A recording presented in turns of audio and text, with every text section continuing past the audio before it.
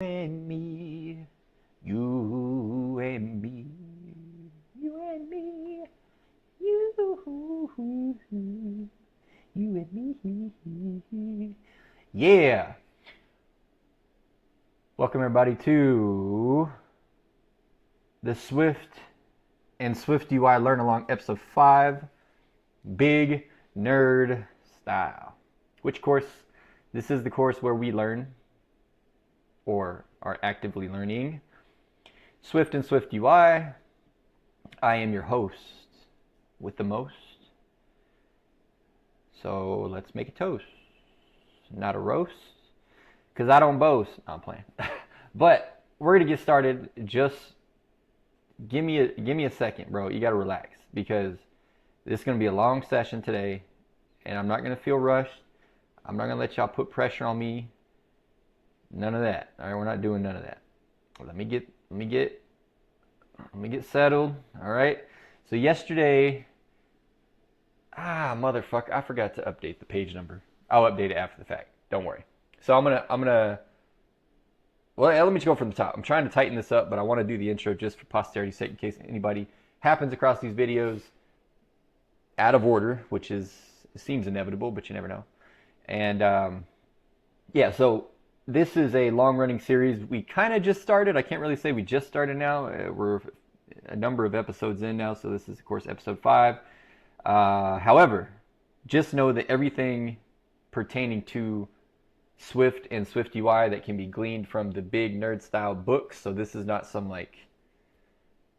I'm not trying to relate to you by, saying big nerd style. I don't really care about all that. That's literally the name of the franchise, Big Nerd Ranch Guide. It's a kind of like the For Dummies book series, right? There's a Big Nerd series of books, and they teach you all kinds of shit about programming, and I don't know, they might do other stuff too, but they're awesome books. That's what we're working through. So that's our quote unquote curriculum.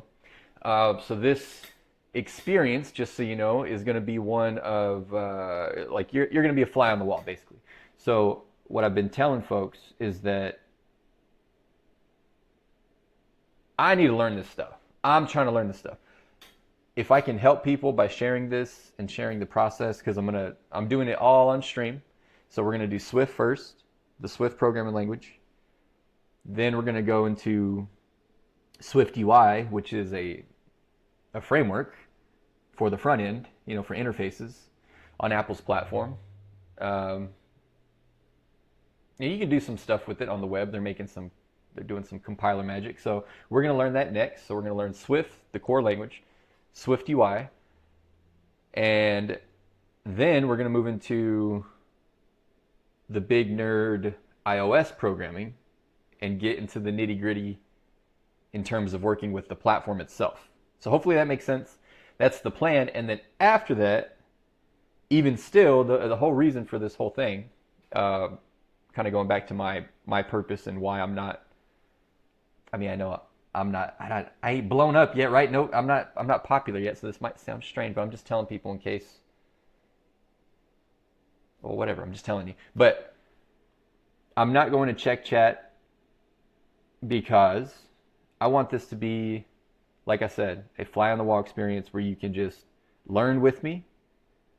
And there will be times where I'll take breaks and whatnot, blah, blah, blah. I'll encourage you, if you're here watching with me, to, participate with me, because I'm trying to do this whole thing about, just trying to establish a structured schedule, a healthy lifestyle, and foster an environment of learning and positivity. No, I don't know. I'm not all like that. I'm just saying, you're gonna follow along. Oh shit, I hit my mic. I forgot it's there. Is it okay? Testing. Okay. Yeah, just expect breakage and whatnot, right? So, but if you're watching after the fact, you can always fast forward or whatever, blah, blah, blah. I'm just saying, I'm not going to be tending to y'all. I am not here to entertain. This is literally going to be just a dredge, a slog, a grind, right? We're just literally learning the language. I am not an expert.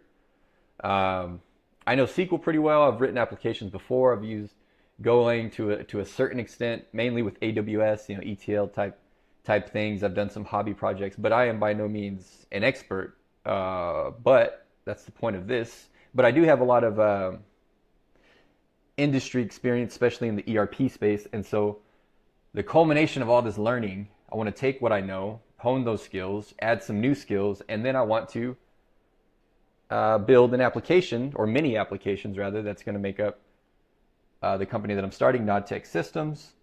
Actually, it already exists. So officially today, or sorry, no. Our official formation date is 4/20. So so tomorrow I will be official. We will be official, me and my wife. So, but I say that to say, keep in mind, I'm so serious about this, and the more I say it, the more excited I get. And I want you to imagine this, okay? Because I'm saying this to anybody that's watching.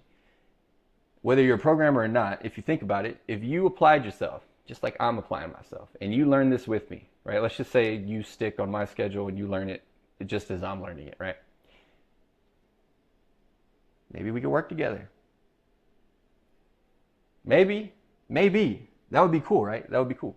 Because if you think about it, if we're going to go through the entire process, we're going to learn Swift, we're going to learn SwiftUI, we're going to learn iOS, and then I'm going to build the app, on stream, or most of it. So you're going to get a very clear understanding of what I'm trying to do. And so if there's anybody out there that likes what they're seeing or wants to be a part of it, and you can contribute, which, if it wasn't already obvious, the way that you would contribute is by knowing Swift, right? Developing alongside me, with us. And so just keep that in mind. I don't know. I'm just saying, you never know. You never know.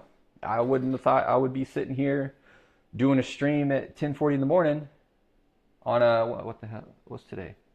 On a Friday. I guess it's not that weird, but yeah, I mean, I'm just saying, I'm not working, so life throws you certain things, and you make the best of it. And this is me making the best of it. And boy, am I going to make something out of it. No, for real though. I mean, we're going to do big things. It was, sometimes the timing just lines up. You know what it feels like that when the timing just lines up?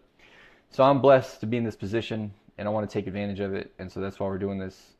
And all right. So now let's change gears here, get into learning mode. So obviously we stopped right here. Page 132 of the Big Nerd Style Guide, Ranch Guide, whatever.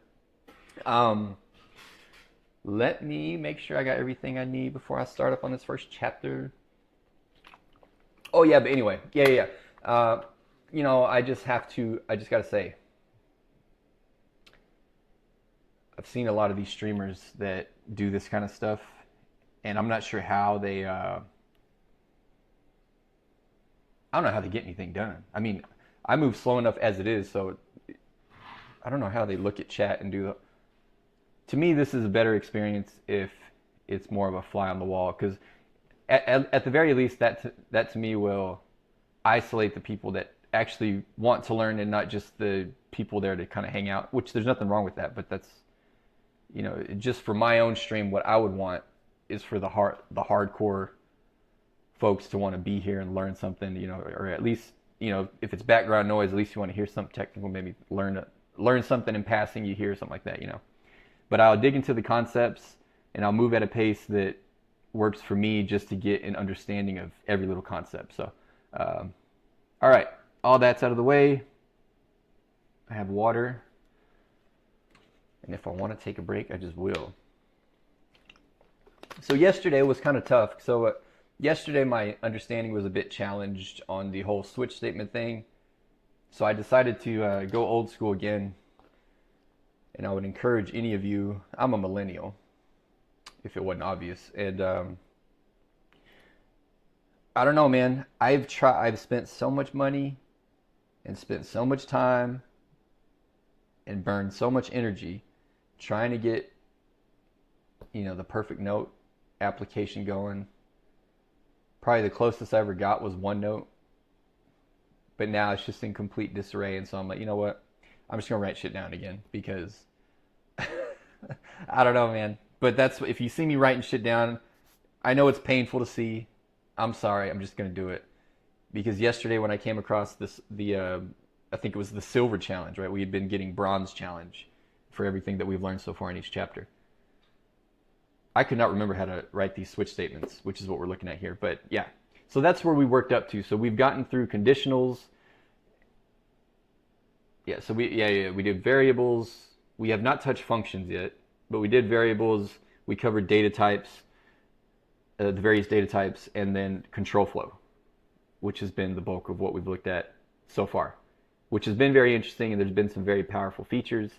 And one thing that you'll also see me do a lot is compare the language to Go, just because that was my previous touch point with with programming languages. So if you see me making those comparisons, that's why.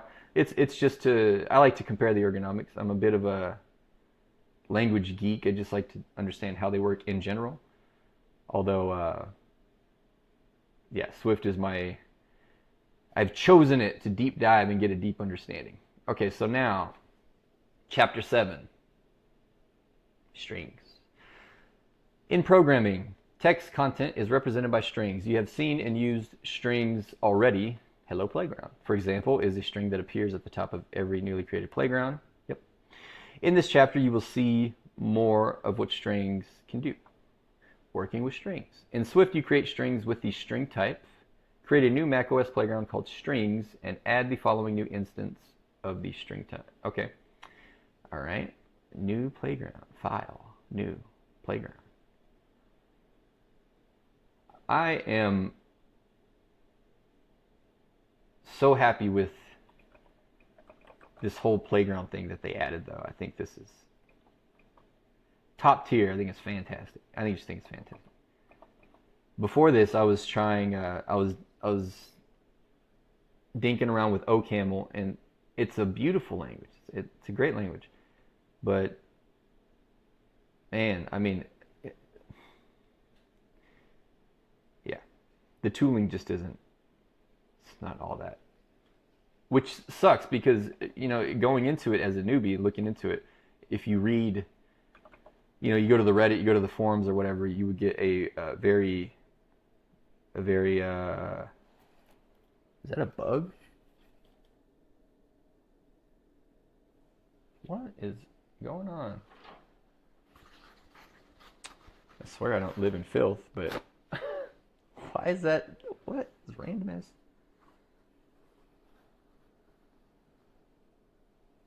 What is that? A beetle. It's pretty random. Well, I didn't kill him, I swear. I try not to kill bugs unless I really have to.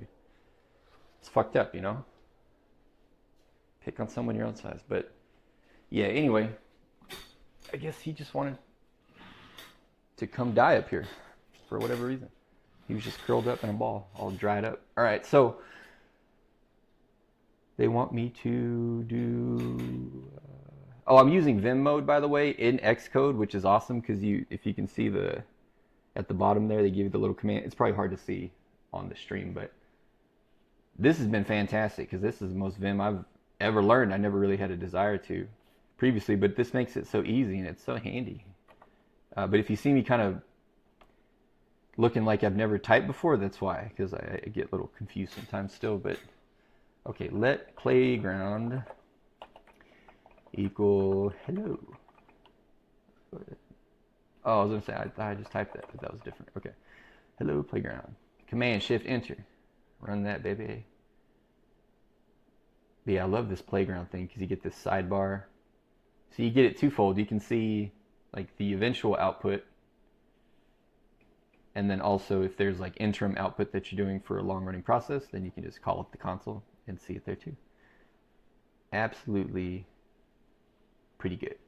Okay, you have created a string instance named playground using the string's literal syntax, which encloses a sequence of text within.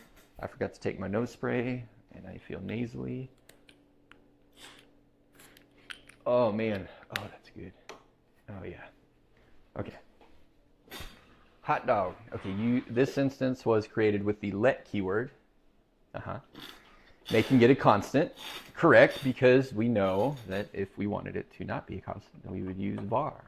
Oops. Okay, var. but it's not. So constant is let, not const, as in JavaScript. Let layground, playground. Okay. Making it a constant.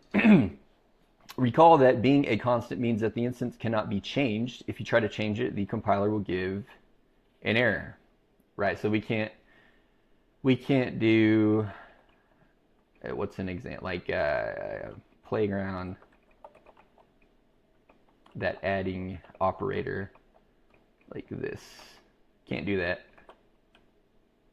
However, were this to be a var, we could do that, because then it would allow it to change. See, like that. Yeah, see, we're paying attention a little bit. Okay, so, all right, let escape and what is down? J is down. Double D to delete. Oh, love that, man. That's very convenient. Okay. All right, so if you change the, create a new string, but make this instance variable. Oh, I got ahead of myself. Okay. Var play. I will never like camel case. I don't know why, it just pisses me off, but yeah. Hello, mutable. And then, yeah, our favorite little example here. What I just did, okay, stole my thunder there, guy. All right. And it'll let us do that one there. All right, so you should see in the results sidebar that the instance has changed to hello mutable playground. Yes, you have used the escape character, that / which is, oh, whoops, not that one, this one. You have used the escape character string interpolation syntax in previous chapters. The leading / is called an escape character, and it tells the compiler to treat the parentheses and their contents differently than it otherwise would. Together, the / and the specially treated text form an escape sequence, a term we've not come across yet, but we did see. Escape character, excuse me. Okay, there are several, why do I have hiccups? There are several escape sequences you can use to insert different types of content into a string. Here are some worth knowing. Aha, okay, yeah, let's do it. So,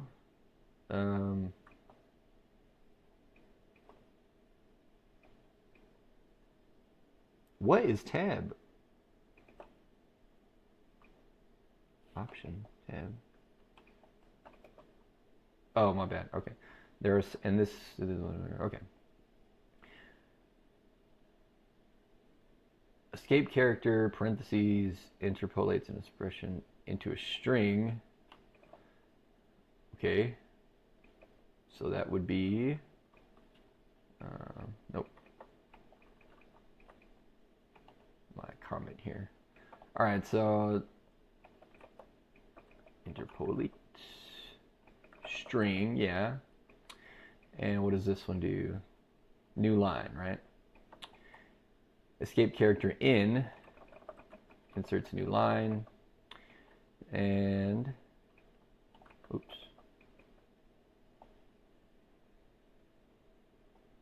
and inserts, oh, what is this? I haven't seen this one. Command quote inserts a quotation mark in a string, otherwise it would oh, I see. If you want, okay, if you wanted to like print something to the console with a quote in it, so to take it literally and not in its normal use, as in it would be here. Yep. Okay, so if you wanted to do this, you could do this. Yeah. Right, I should do that. Command Shift Enter. Yeah, baby. Okay. Okay, so that makes sense. And then finally we got what? Double escape character inserts a / escape with the escape character such that you can put the escape character in the string. Very interesting. So that means if we did 2 escape characters back to back and we run this, then we'll only see the one /. Oh no, we see 2. Why do we see 2? Oh, because it's in a string.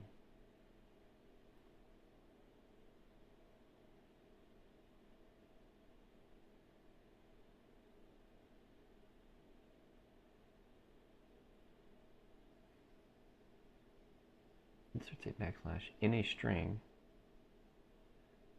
Otherwise, it would begin an escape sequence. But it put 2 in there. Maybe it's because of that particular operator. Because I'm adding to it. Maybe, probably. So let's do this instead. So if we did, well, let's just do it here. See what happens.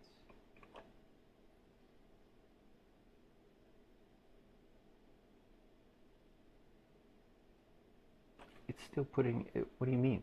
Inserts 2 escape characters, inserts a backslash in a string, but it doesn't. It inserts 2 of them.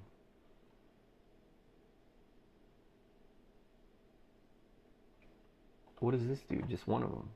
Can't do that. What the fuck?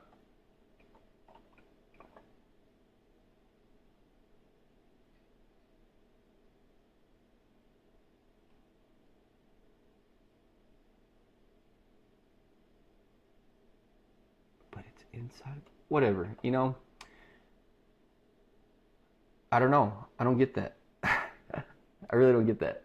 Inserts and backslash. Okay, so you know what? Maybe we just use the code sample. It bugs me, and my OCD goes nuts. I want to understand it before I even get there, but obviously that's not going to be possible. So let's just go. To see some of them in action, add this code to your playground. Okay. Let's go here. Var. Oh, I did that. Var mutable. Let quote equal. I wanted to escape character. Quote. Say escape character. What the? Oh man. New line, escape character, insert hello playground, close string, and then print quote. Command Shift Enter.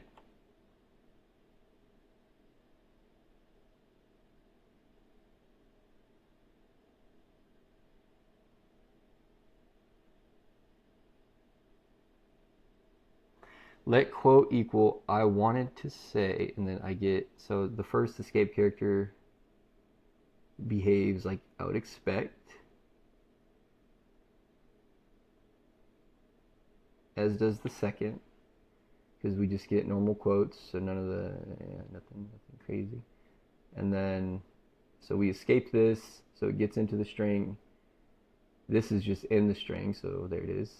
And then this is for a line break or a new line, and then that is whatever, you know, whatever the value is. So we get hello playground, and so if we look, we can't see it here, but if we look in the console down here, escape character in is where we get our new line. So right after the colon here, and then hello playground, which is up here. Okay. Easy enough, yeah? Okay, so then yeah.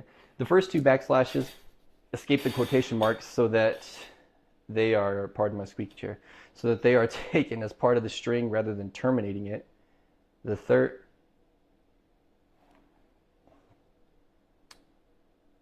I lost my spot. The third escape sequence, /n, creates a line break. Yeah, the last escape sequence interpolates the value of another string instance as you have used before. Yes, indeed. Feel free to experiment with the positioning and usage of these escape sequences. Sometimes you do not want the compiler to do anything at all to the contents of a string. No escaping, no string interpolation. Creating a raw string like this is as easy as wrapping it with hash symbols.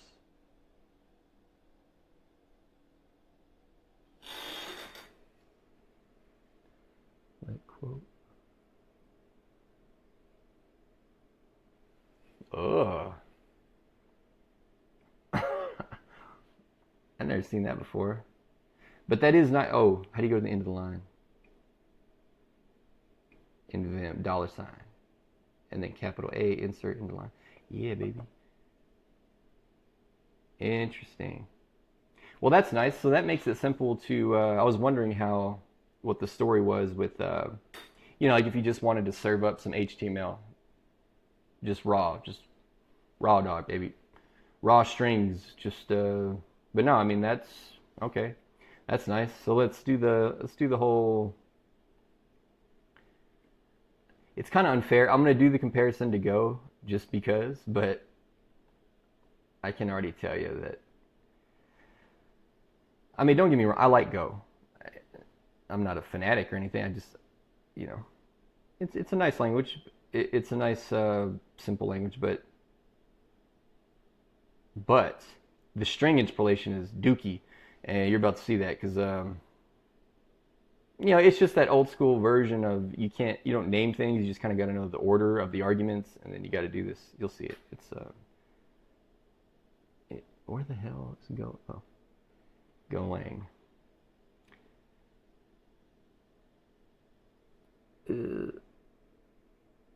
Okay, it doesn't look that bad here. Oh yeah, that's right. Single backticks for string literals. I actually prefer that, but that's okay. But yeah, we don't see the string interpolation here because we didn't really do that except for right here. So how did they get it in? Plus playground in playground. Oh, they do it different. Okay. Well, whatever. Okay, so then we did that. Create a raw string. Oh, right. Okay, so now I guess that's how you could get your, if you really wanted. It doesn't really matter then what you put in there. You just get it exactly how you, yep. I wanted to say in playground. Yeah. Cool. Easy enough. Okay, so raw strings, wrap it with the, honestly, even that, I'll probably forget, so I'm just gonna drop a little highlight. That highlight right there. Okay, in the sidebar, you can see the hidden truth. The compiler processes the string after all. Referring to this guy right here.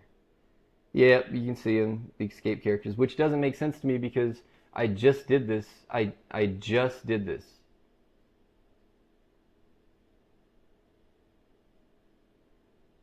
Can I copy that? Right? I mean, that technically it should, but that's not what I got. It ain't what I got. All right, let quote 2. I just want to see if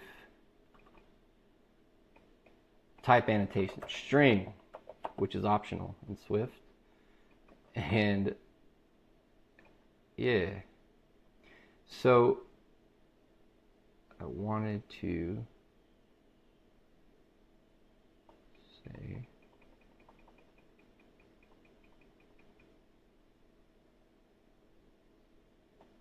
I'm less interested in why. I just want to get this.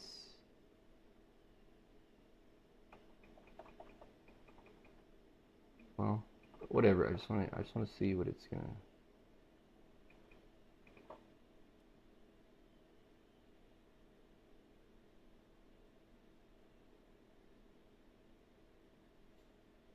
Oh, I'm a dummy. Man, my bad. Okay, so earlier it was working. Yeah, okay. I keep conflating the two. So this is showing you what the compiler is doing, basically. So you're getting to look under the hood on the sidebar. The console is what you're producing, though, like the actual output, and this is where I should have been looking, but I was looking over here.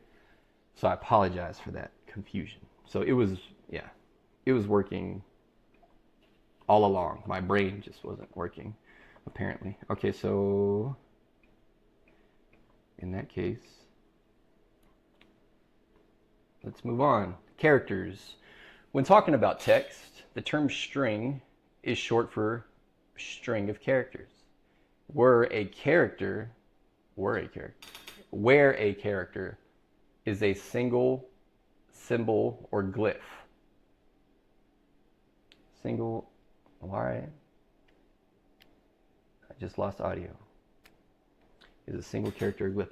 Oh, my bad, y'all. Hold on one sec. Just one hot daddy. Hot dog. I need to put on my obligatory my copyright-free background music. What would y'all do without it? And oh shoot, but I did this video.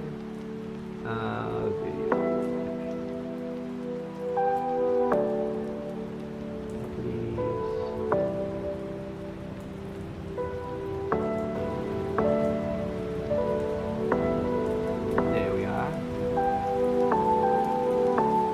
We are. And maybe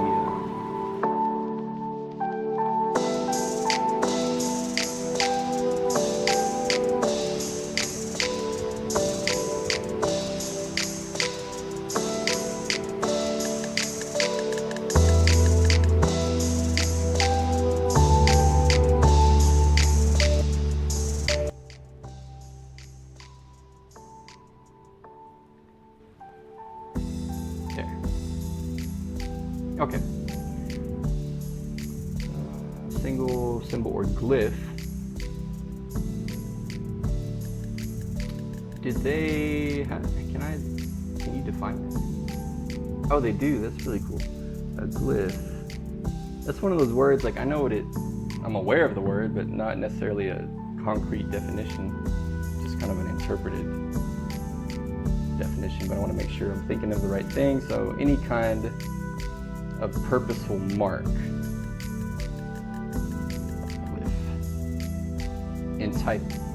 In typography, a glyph is the specific shape, design, or representation of a character. Okay. The specific shape, design, or representation of a character. So a single letter might have many glyphs. Is a particular graphical representation and a particular typeface. Okay. I gotcha. Something that a reader would consider to be the smallest unit of a written language. Okay. What is that?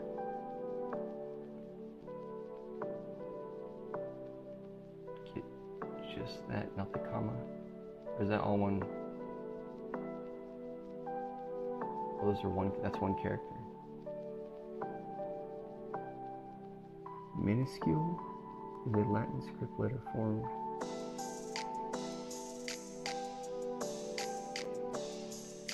Well, okay. And are all characters in Swift? Oh, right. So it has the the Unicode support.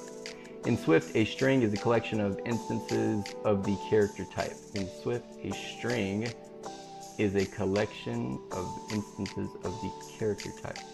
Okay. Loop through the mutable playground string to see its character instances. Loop through the mutable. Okay. For C.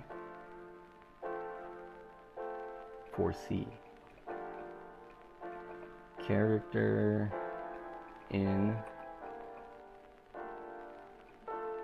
Where's all this stuff coming from? Print.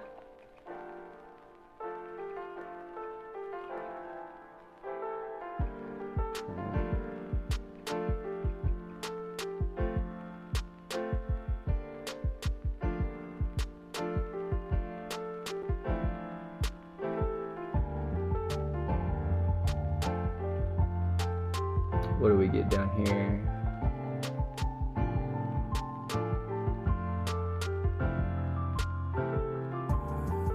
What? That's cool. What is happening? This loop iterates through every character. C.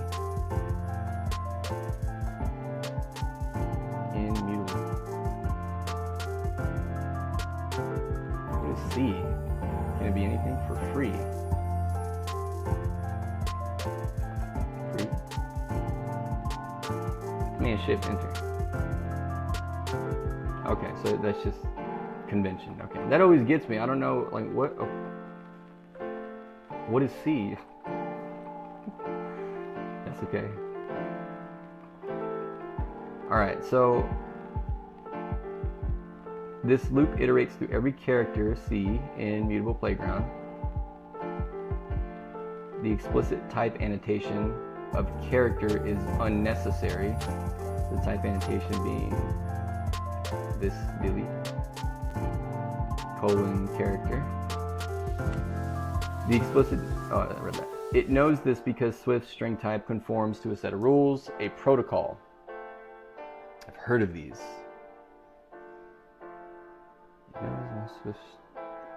Swift string type conforms to a set of rules, a protocol called collection. A protocol called collection. You will learn more about protocols in chapter 19. Boy. This protocol organizes a sequence's elements in terms of subscriptable indices. This protocol organizes a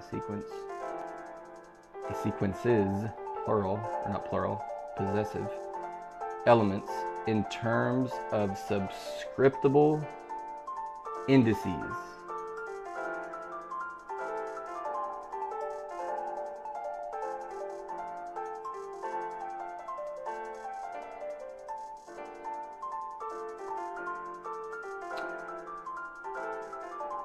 What?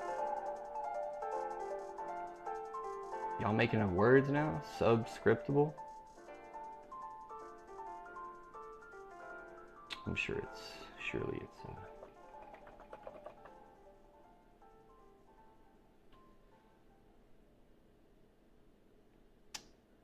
you know, why don't we just ask the Oracle?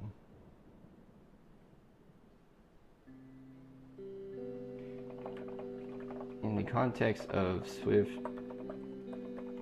I always have to tell it this, or it just thinks I'm talking about going fast or something. Every time. It's really annoying. What does subscriptable mean? Like yesterday I told it, write me a Swift, capital S, write me a Swift solution to handle this use case. And it was just one of the bronze challenges. And it just like, oh, here's a really fast Python solution. First of all, nothing's fast in Python. So don't play with me, ChatGPT. Python is dog shit. In the context of the Swift programming language, subscriptable refers to the capability of a type to allow access to its elements or values using a subscript syntax in the form of. This is similar to accessing elements in an array or dictionary, but can be customized for different types of data structures. Oh. To make a type subscriptable in Swift, you need to implement the subscript method within your type's definitions. Here's how it typically looks. Cool. So they're saying that this would be collections, if that's the protocol. Struct data. So they're saying private var called data, and its type will be an array of strings, subscript, index, type integer, and it returns a string. Oh, so kind of like we did this yesterday.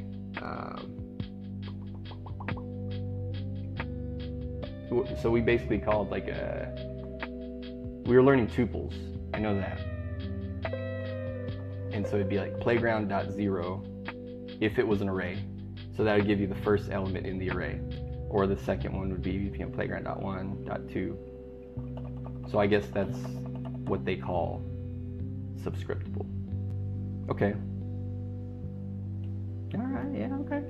All right, so the collection protocol helps, get rid of that. The collection protocol helps the string organize its contents as a collection of characters. This is how each iteration of the loop can access an individual character to log to the console. The collection protocol helps the string organize its contents. Okay, as a collection, yeah. This is how each iteration of the loop can access an individual character to log to the console. Every character is logged to the console on its own line because print prints a line break after logging its own content. Right. Your output should look like this. Ours is aligned and theirs is not. So clearly something is wrong. Not really. Okay, so that's fine. So ours does look like that.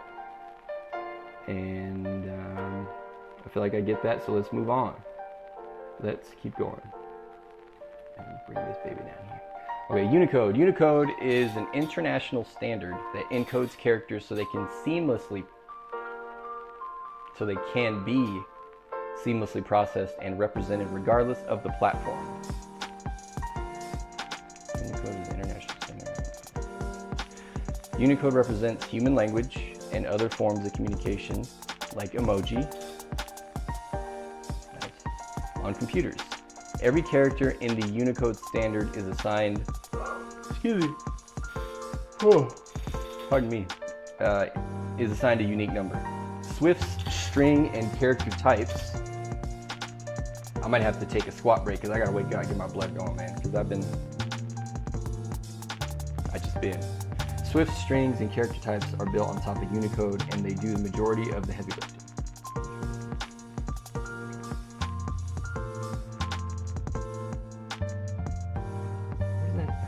What does that mean? Nonetheless, it is good to have an understanding of how these types work with Unicode. Having this knowledge will likely save you time and frustration in the future. Nonetheless, it is good to have an understanding of how these types work with Unicode. Okay, so we should pay attention as opposed to other parts of the book. Unicode scalars. At their heart, strings and Swift are composed of Unicode scalars. What are scalars? I kind of know, kind of don't. Scalar may refer to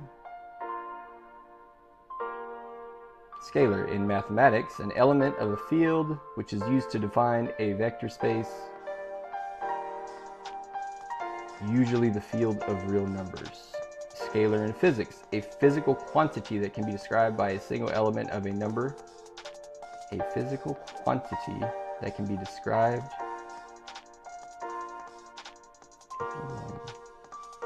Well, you know what? We're not physicists, and we're not learning physics, so we're not going to bother. Scalar. Oh, here we go. Computing. Any non-composite value. Okay, actually, that does sound familiar. It's coming from SQL land. That is, yeah. So a scalar type is just, you may have heard it referred to as a primitive, but like in like a SQL Server, for example, you know, it supports floats, integer, or big int, small int, int 32, you know, all that stuff. Those are scalar types. But you can also have compound types, which then, of course, they would not. Those would be composite values, and they would not be scalars, but they can still be data types. So, okay, all right. I mean, that makes sense to me, and apparently it does most of the heavy lifting anyway. So we will accept our remedial understanding of the term and just move on. So at their heart, strings and Swift are composed of Unicode scalars. Unicode scalars are 21-bit numbers that represent a specific character in the Unicode standard. The text U plus 1F60E is the standard way. Will it show me? No. Is the standard way of writing a Unicode character.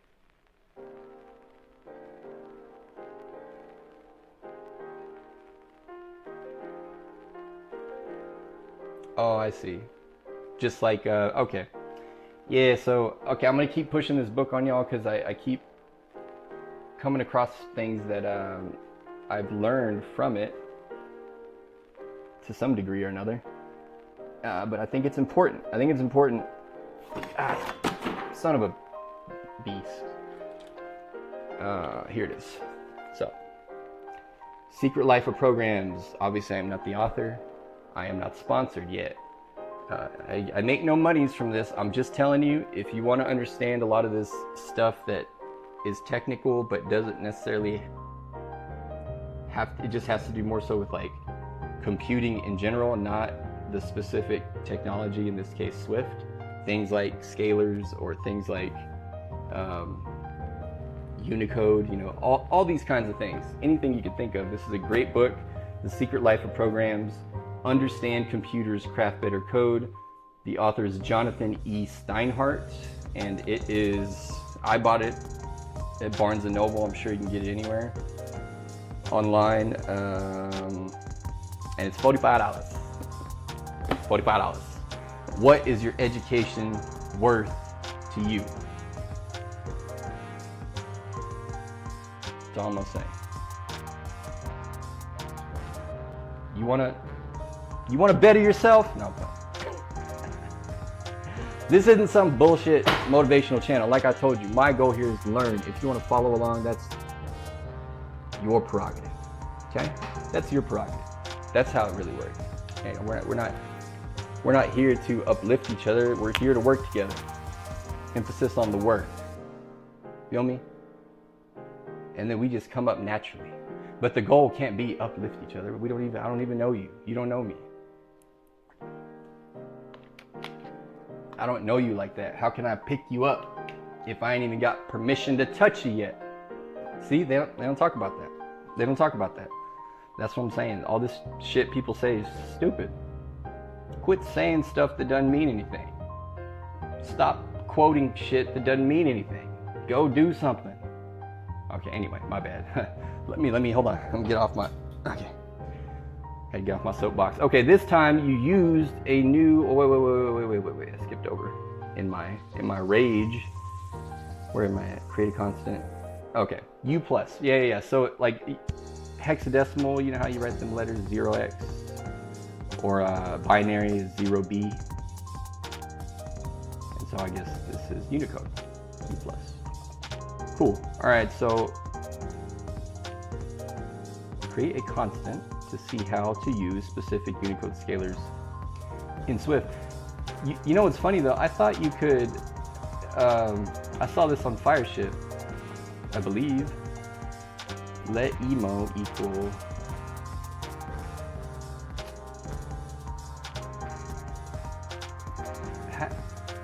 I actually don't know how to. Oh, I think I put it up here. I did not put it up there. I don't know how to type emojis. I thought I had but I'm almost positive. Hold on one sec. Let me, I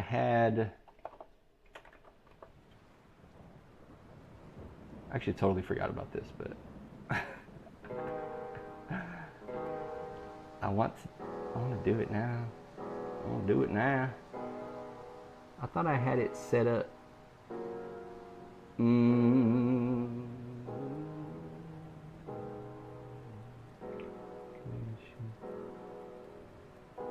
I can put it here. So emoji, where's it at?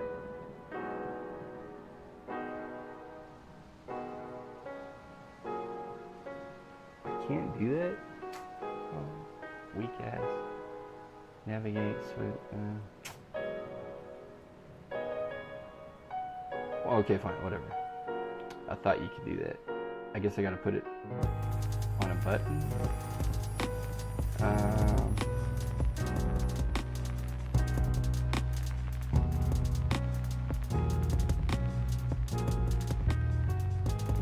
I'm just gonna put it here because I don't really use the other thing.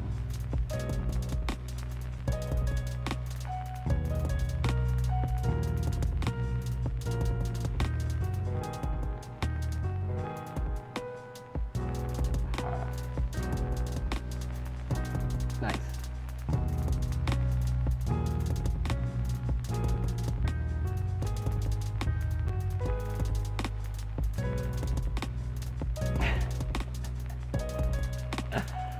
So, okay. Oh wait, do I have to do... What is this static? What the fuck is that? Is that...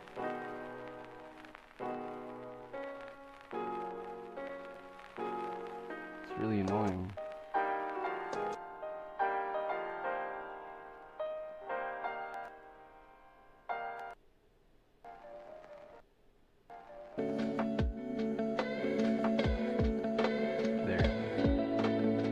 Why do people gotta be cute? Fake static in the music? What kind of shit is that? Alright, so Yeah, you can do it. So I remember seeing this on Fireship, and this struck me as actually pretty interesting, because if you think about it, I mean, in many ways,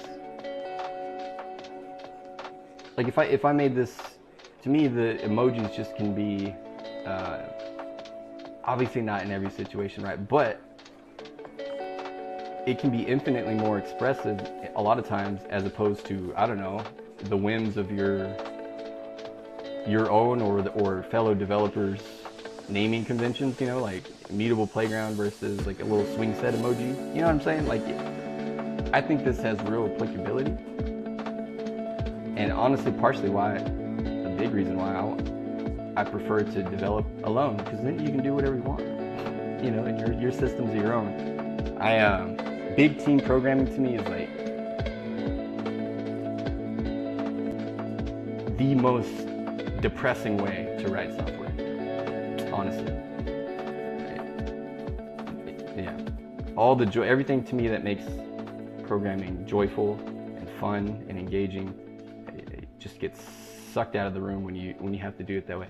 And it's not always like that, but oftentimes it is. Unless you're in a very privileged position, and if so, then good for you, brother or sister. Good for you.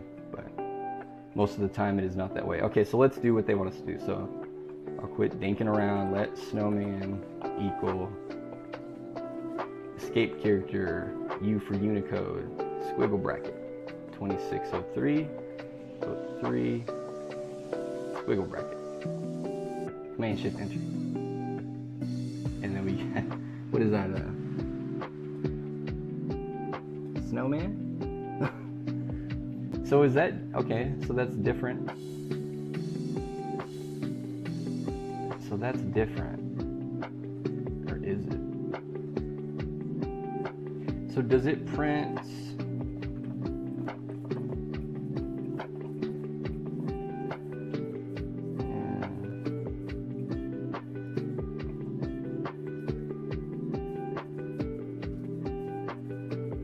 So, okay, yeah, I mean, I guess that makes sense, but I was just expecting it to translate to one of Apple's, but I guess that's a silly expectation, because why would it do that if it's uniform across all platforms? So, okay, so they are different, but it supports both.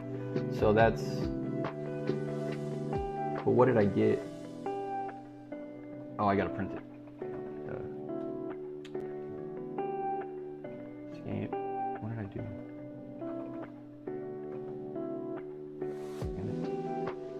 Insert.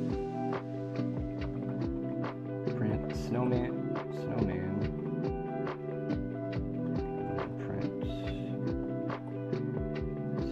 2. Command Shift Enter. That is the smallest.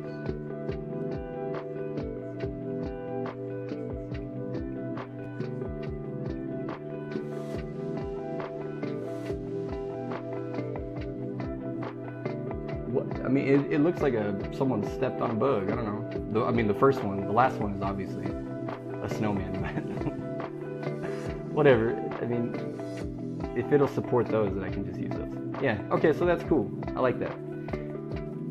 That is handy. This time, use the new syntax to create a string. The quotation marks are familiar, but what is inside them is not a string literal. As you've seen before, it does not match the results in the sidebar. Oh, right. It's confusing things, so get rid of what I put in there. Does not match what's in the sidebar.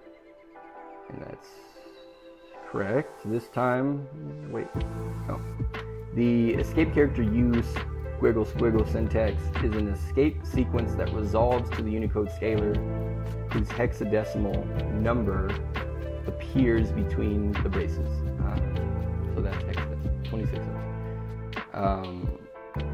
In this case, the value of snowman is the Unicode character of a snowman. The value of snowman is the Unicode character of snowman. How does this relate to more familiar strings?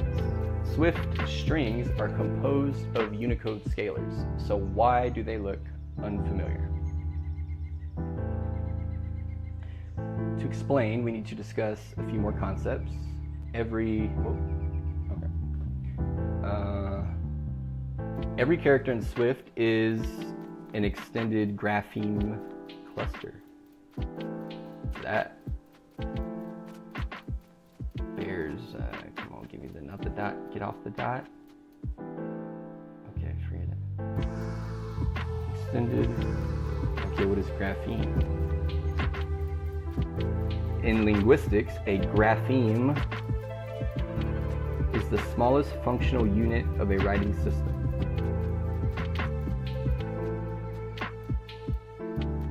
The word grapheme is derived from ancient Greek, grapho, write, and the suffix "eme" by analogy with phoneme and other names of emic units. Emic? Good grief. The study of graphemes is called graphemics. The concept of graphemes is abstract and similar to the notion in computing of a character. Oh, okay, so the linguistics equivalent of a glyph, as we covered a little bit earlier. By comparison, a specific shape that represents any particular grapheme in a given typeface is called a glyph. Hot dog, we're making connections all over the place. And a cluster, I think we understand. The class understands what a cluster is. Okay, so, and whatever. So now that we know what this is, hopefully that helps, because it helped me. Extended grapheme clusters are sequences of one or more Unicode scalars that combine to produce a single human readable character. One Unicode scalar generally maps onto one fundamental character in a given language. But there are also combining scalars. For example, U plus 0301 represents the Unicode scalar for the combining acute accents.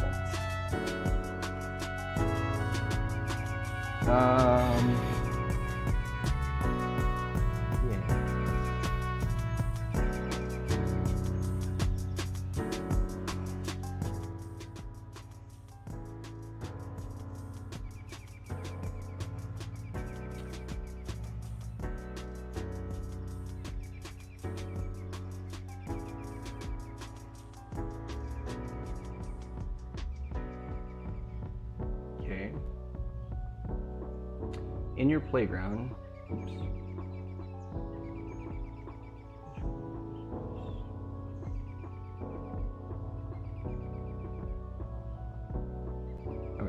in your playground, use this scalar with the Latin small letter to create the character A with an accent. Okay. I let a cute escape character U squiggle 0061 squiggle escape character U for Unicode squiggle hexadecimal number 01 squiggle. Nice. Cool. Okay. I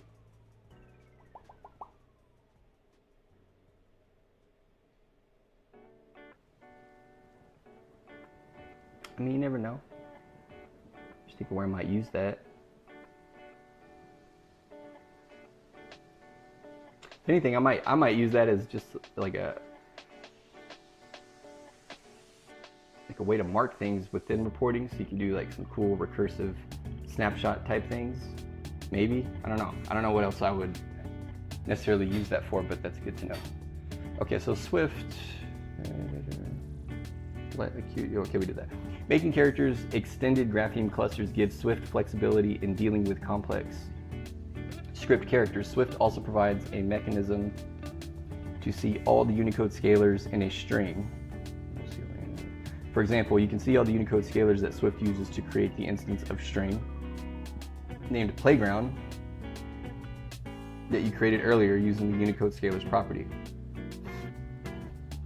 try not to yawn, which holds all these scalars that Swift uses to make the string. Properties, which you will learn more about in chapter 16, are constants or variables that associate values with an instance of a type. Add the following code to your playground to see Playground's Unicode scalars. Okay, for scalar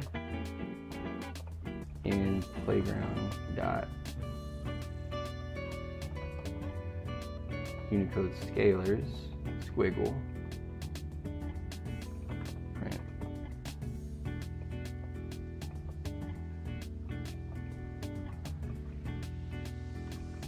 scalar dot value.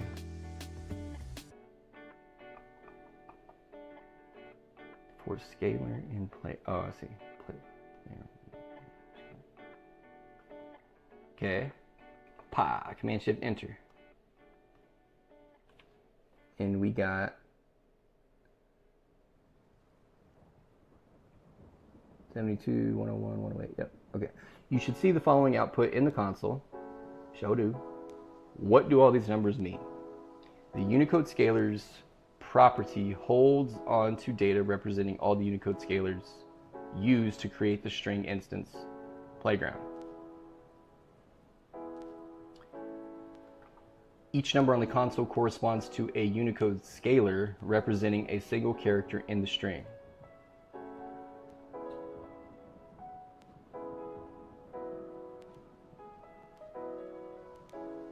Wait, so that's 1,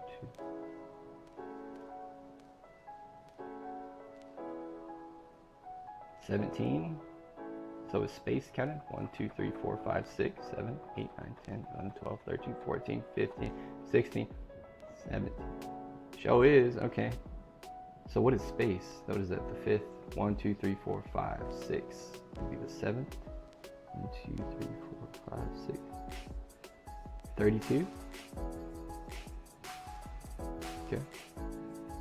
32 hexadecimal. All right. Where did we go?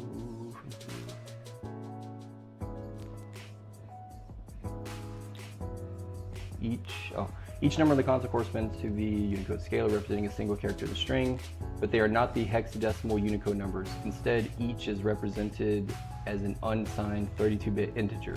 For example, the first, 72, corresponds to the Unicode scalar value of u plus 0048. U plus 0048, or an uppercase H.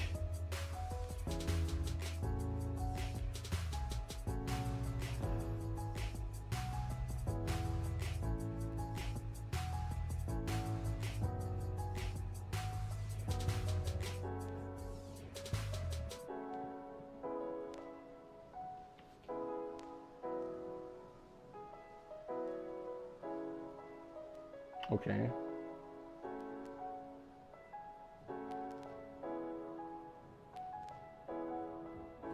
Okay. Canonical equivalence.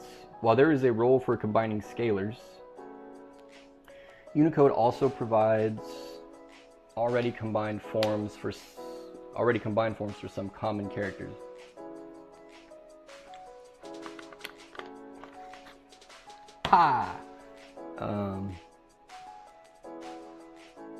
For example, there is a specific scalar for A. Accent mark. You don't actually need to decompose it into its two parts, the letter and the accent. The scalar is u plus 00e1. Create a new constant string that uses this Unicode scalar. Okay.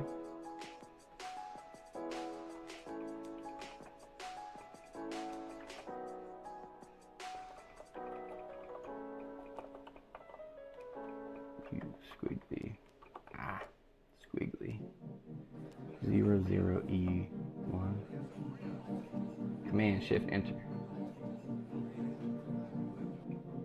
Oh. Command Shift Enter. Okay. Okay, I believe you. As you can see, a cute precompose appears to have the same value as a cute. Indeed, if you check whether these two characters are the same, you will find that Swift answers yes. And to do so, we do let b equal a cute. Double equal sign for equality in value operator. A cute precompose. Yeah. True. It's true. Okay. A cute was created using 2 Unicode scalars and a. Wait, what does that mean? It was created using. Oh, this and this. Gotcha. Okay. A cute was created using. And a cute was precomposed, only used 1. Why does Swift say that they are equivalent? The answer is canonical equivalence. You ever heard? I mean, I know there's some nerds watching this. Come on, somewhere, you know what canon is. We already know what this means. That ain't canon, you know. Sure, we know what canonical means. And we know what equivalence means, so I'm not even gonna look it up. Canonical equivalence refers to whether 2 sequences of Unicode scalars are the same linguistically. 2 characters or 2 strings are considered equal if they have the same linguistic meaning and appearance, regardless of whether they are built from the same Unicode scalars. That's interesting. AQ and AQ, but I guess that's how standards work. So each are equal strings because both represent the Latin small letter A with an acute accent. I did it again, goddammit. The fact that they were created with different Unicode scalars does not affect this. Counting elements. Canonical equivalence has implications for counting the elements of a string. Canonical equivalence has implications for counting the elements of a string. Okay. Anything I gotta count, I wanna remember, because that's gonna, yeah. Counting characters, canonical equivalence has implications for counting elements of a string. You might think that acute and the other one would have different character counts. Write the following code, check. Okay. Let's do a acute.count.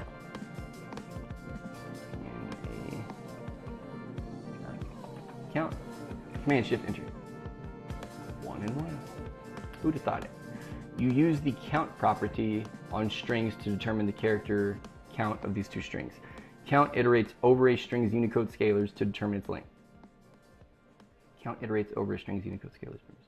The results sidebar reveals that the character counts are the same. Oh, what the hell? Oh my goodness. I might need some coffee. No, we're good. I'm still here. Don't worry, I'm not going anywhere. Don't worry about that. Now I'm gonna take a quick, just gonna do some exercises. You guys are welcome to do them with me. Y'all didn't know it was a fitness channel too, baby. We're getting after it. Oh yeah, oh yes. Now I like to, if you ain't ever worked with a ball like this, it's just a weighted ball. 10-pound ball. Boy, you can get some guns with a 10-pound ball, I'm telling you. All you gotta do is focus on stabilizing muscles. And I swear, you just grow like mad, for real. But no, I like to do these, gets my blood flowing. I try to do these like once every hour after a certain point in the day, such that I get like 50 reps in with each leg. And then I like these one-legged squats. They're called, I think they're called Bulgarian squats, maybe. I don't know, but the point is they're kind of like assisted one-legged squats. So you use your off leg. It kind of looks like a lunge, but the stance is not as wide. Like you're going, I guess y'all can see how far my legs are apart. But you want to keep emphasis. You don't necessarily have to keep the weight over the leg, but you want to keep the weight bearing over this leg. So like for balance, I'll take the ball and I'll put it on my right shoulder if I'm doing my left leg, right? And then right foot goes just slightly back. So it's kind of like it kind of looks like a lunge with shitty form, but it's not because you're doing a one-leg squat. So if I go down, lean on that bad boy, see my other leg kind of bends a little out past my shin for the left, and you just do that and it puts great focus on the one leg, just like you're doing a squat, so just kind of mimic the form. And why do I like doing this? Well, for one, you don't need a bunch of weight, right? If you're doing one-legged squats like this, you don't need a bunch of weight. You still build up your legs, but what the best part is, and the reason that I started doing them, I had an injury to my right ankle back in high school, and I had to wear a boot. I dislocated my ankle. I went up for a rebound, playing some hoops. Went up for a rebound, came down on this dude's leg, and my shit just, I looked at my foot, boy, it was sideways. It was looking, it was looking like the cartoon. So, yeah, I barely touched it, right? It didn't hurt. It just felt, it was weird. It felt like a lot of heat. It just felt really, really hot. I remember that. And then as soon as I popped it back in, my shit swole up in that shoe. I didn't take my shoe off till later, which was a mistake. But anyway, ended up, I had like a micro fracture and it was a complete dislocation, and then had to wear a boot for 6 months, which really fucked up because I kept working the other leg because I figured, I don't know what I figured, but either way, shit. It was a bad situation, right? Well, if you come off an injury, anybody that's ever had an injury like that on one side, it's gonna atrophy, right? So I had this like super scrawny, I mean, my legs are already pretty scrawny. Well, I mean, my calves are, but I have like all my muscles in my butt, and in my quads, but my right calf, well, really my whole right side, but it was more noticeable on my lower leg. It was just like gone, like complete atrophy. I was like, God damn. Anyway, it took a long time to fix that, and I never really did until I started doing these one-legged squats, because I mean, there's just no other way to do it. You know, they're more difficult, sure, but you don't have to do as many.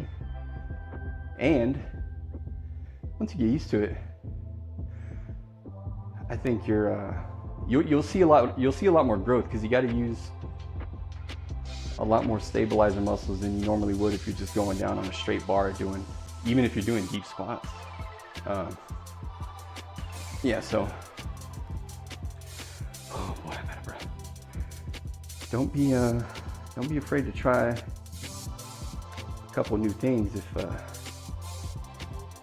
you find you're struggling to get any kind of body part in sync. Like even the same goes for chest, even like doing single dumbbell chest press.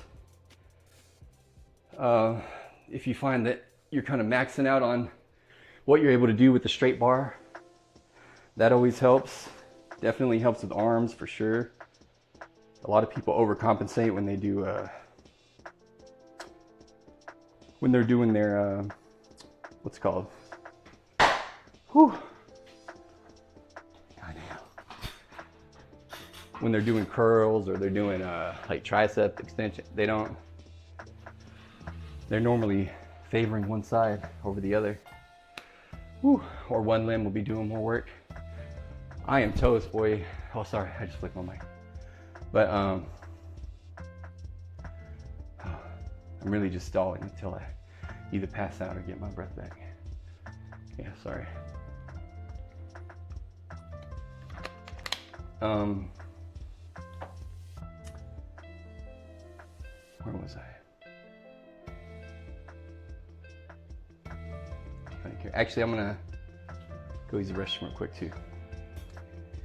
And I don't know how to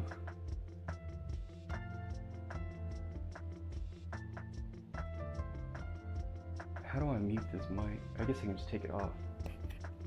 I don't want to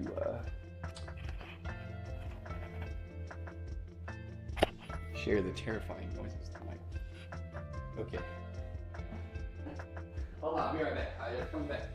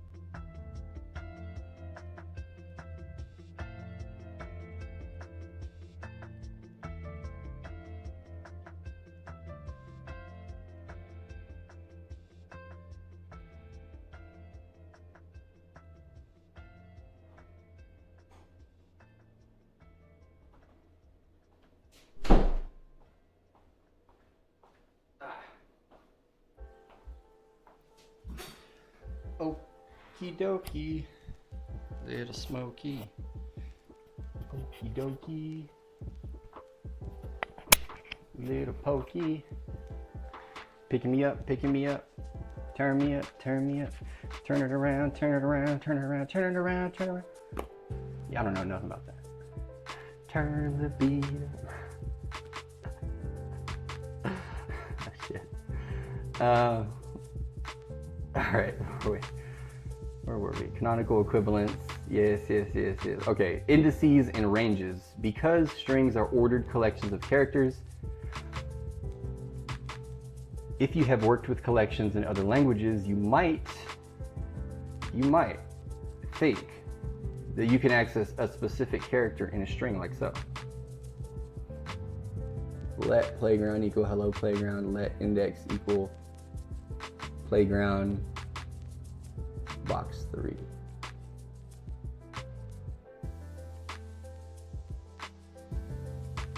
I've never seen that in another language. The code playground 3 uses the subscript syntax.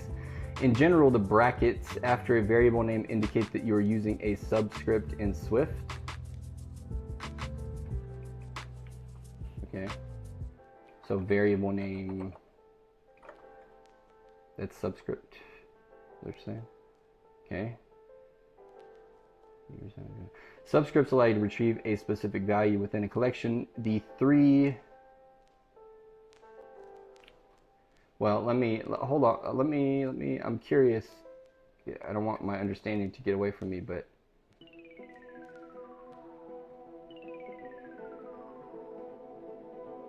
Come on now.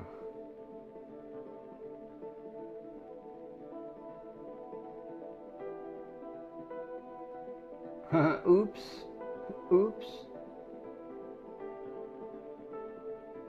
Oops, you can't use the thing you paid for. Oops.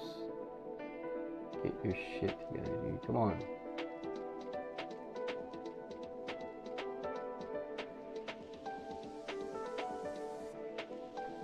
Alright.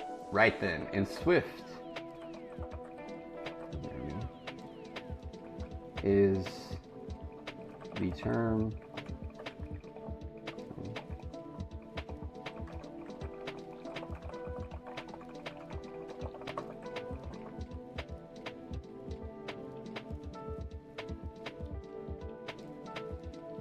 okay, so it casts a broader net than array. So there is still a concept of array beneath a collection. Array in order collection values. Collection in Swift is an umbrella term that encompasses several types of data structures that can store multiple values.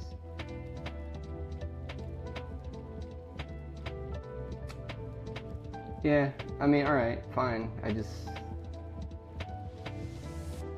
Yeah, okay.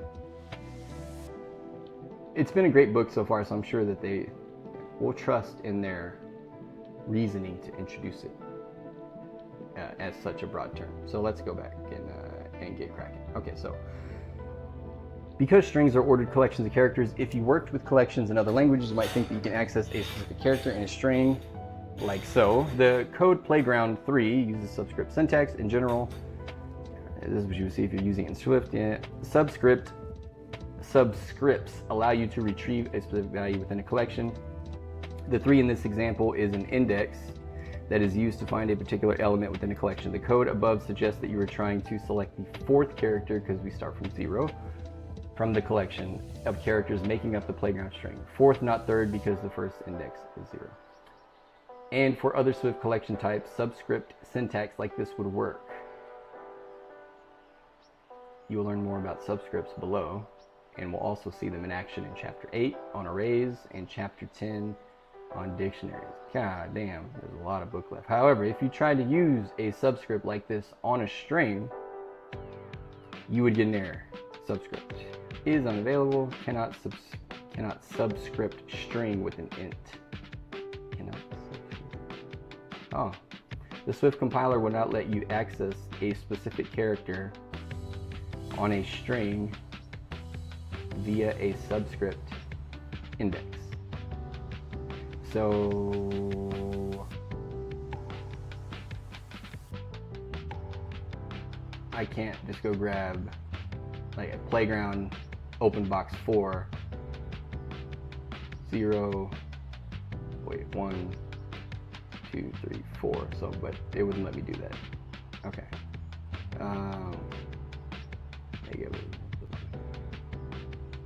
So how do we do it? This limitation has to do with the way Swift strings and characters are stored. You cannot index a string with an integer. You cannot index. You cannot index. That right there. Tell me now. Because Swift does not know which Unicode scalar responds to a given index without stepping through every preceding character. Oh. This operation can be expensive. Therefore, Swift forces you to be more explicit. Swift uses a type called string.index to keep track of indices in string instances. Let me see if I have, hold on. Oh, good.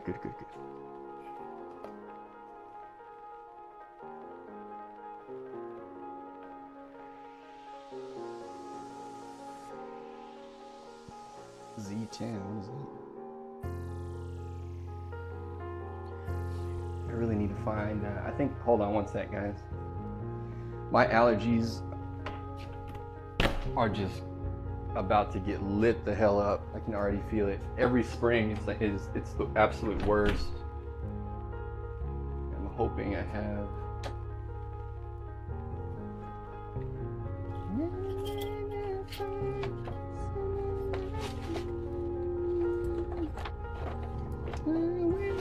Where the fuck is it? God damn it. Okay. We're okay. Yeah, we're okay. But I will be sad if I can't find it. Where the hell is it? Oh, you know what? I think I kept it. Stored away? Nope. Is it here? Nope. Come on now. Come on, baby. Don't make me beg for it. Come on. Shoot. Come on. Tell me I'm gonna have to go out in public to go get medicine. Maybe it's in here.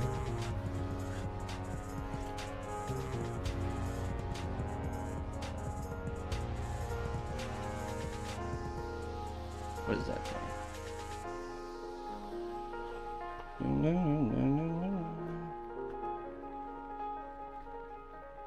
Yep, you already know.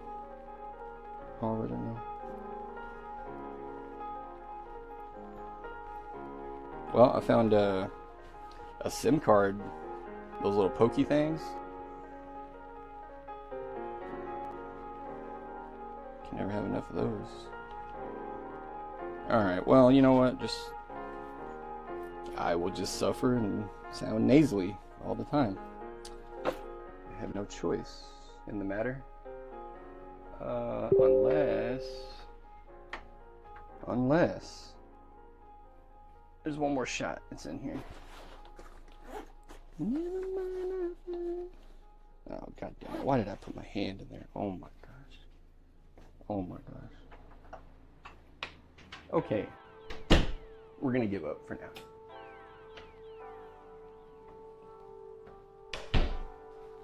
I think I have it somewhere, but where?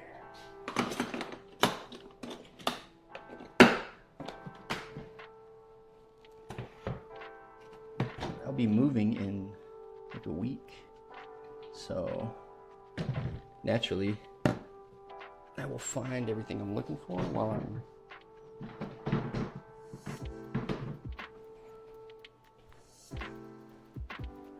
I'm in the least need for it. What is that over there?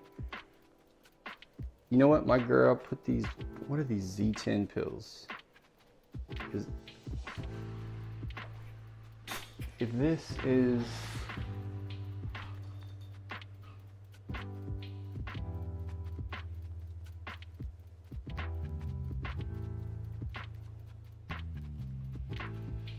hopefully. Oh, I do.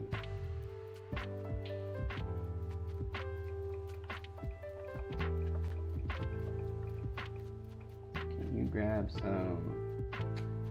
Oh, what's the good one?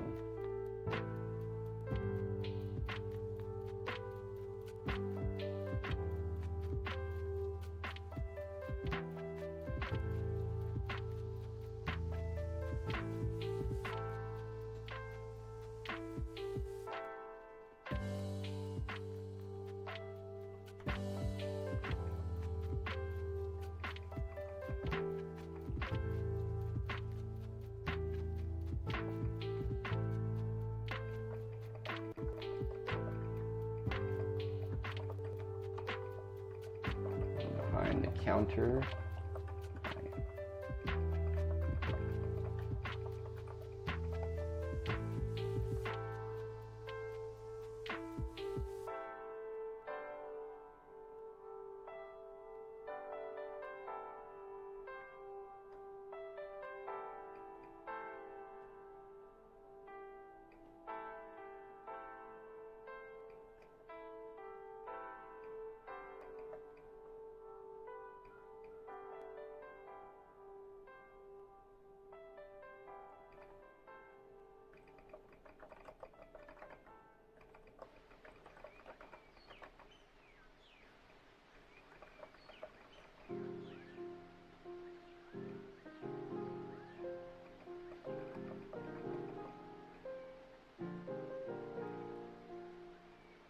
What is that?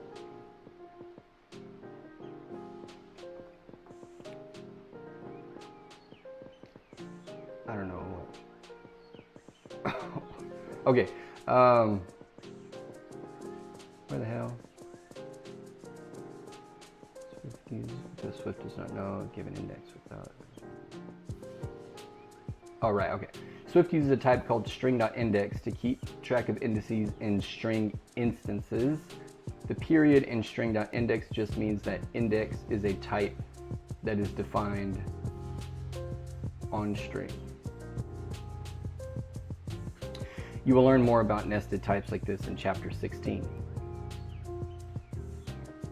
Okay. As you've seen in this chapter, an individual character may be made up of multiple Unicode points, another term for Unicode scalars.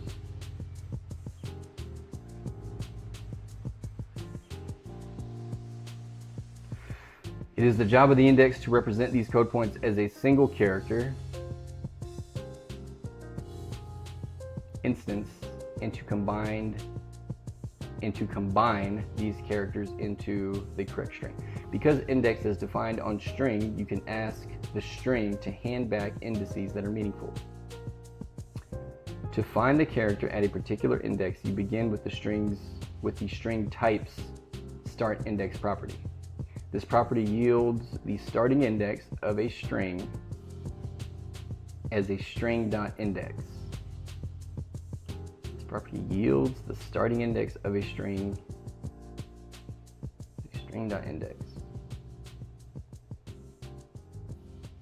You then use this starting point in conjunction with the index offset by method to move forward until you arrive at the position of your choosing.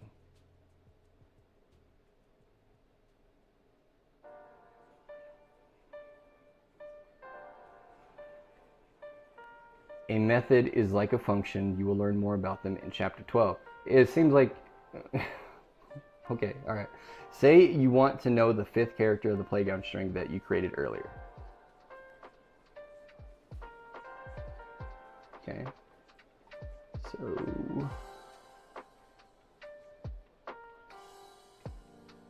do you want me to put it? Let cute.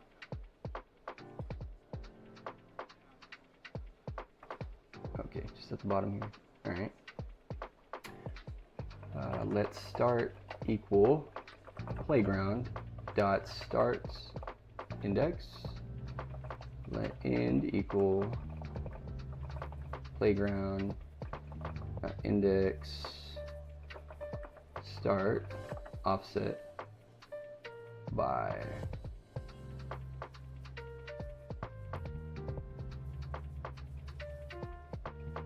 4. Let fifth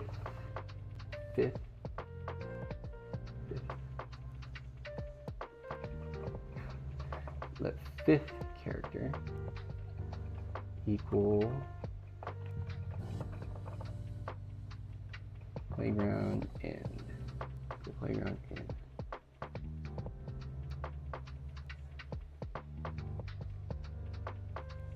Oh. End. Command Shift Enter. Let start equal playground dot start index. What did I get? Error while processing module import error strings playground 2533.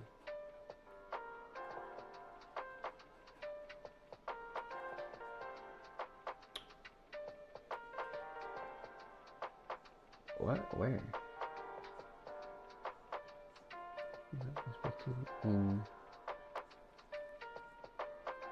Oh, where did I cute pre-compose?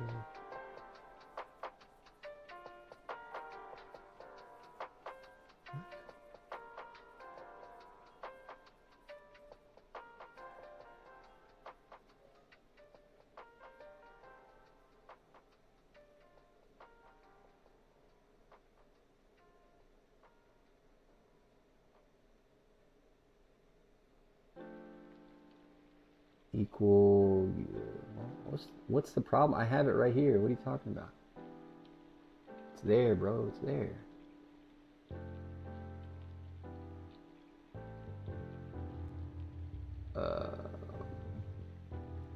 I even get a value over here. What are you talking about?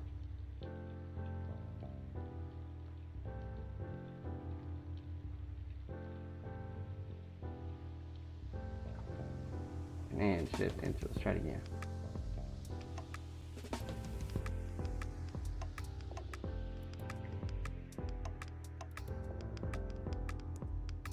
No error that time. Okay.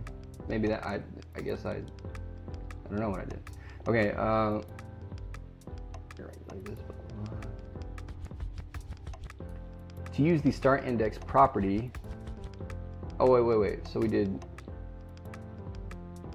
Let start equal playground dot start index, which is where's playground? That playground. 1 or 0 is H. 1, 2, 3, 4. So if you offset by 4, then 1, 2, 3, 4. So oh yeah, okay.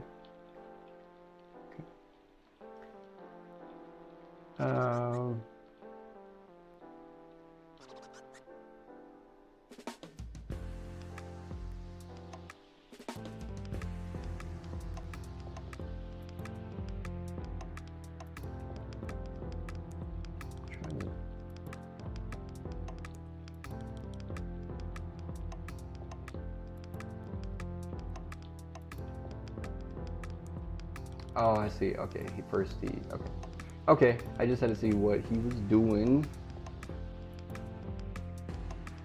And let me see. Yeah.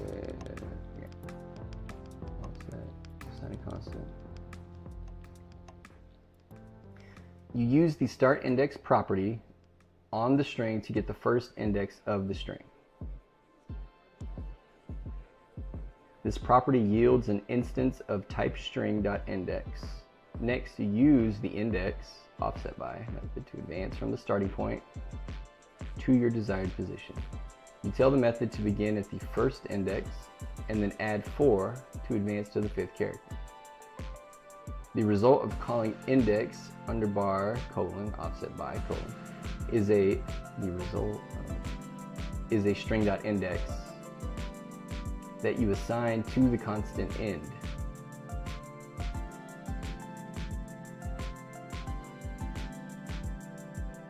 The result of calling index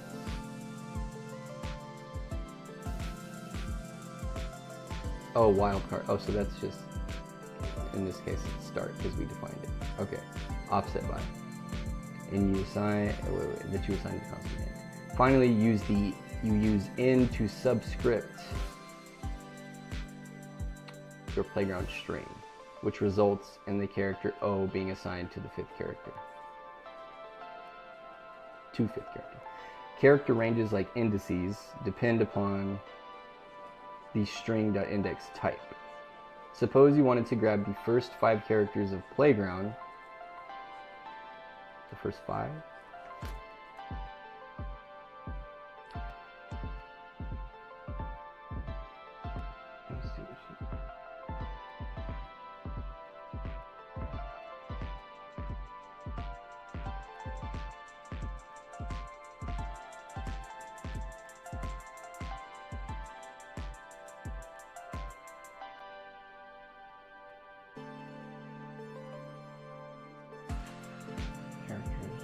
Okay. Character ranges like indices depend upon the string.index type. Suppose you wanted to go the first 5 of the playground. You can use the same start and end constants. I can use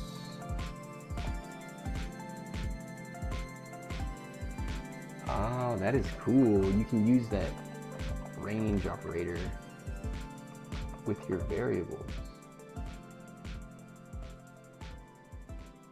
I like that a lot. Actually, I got to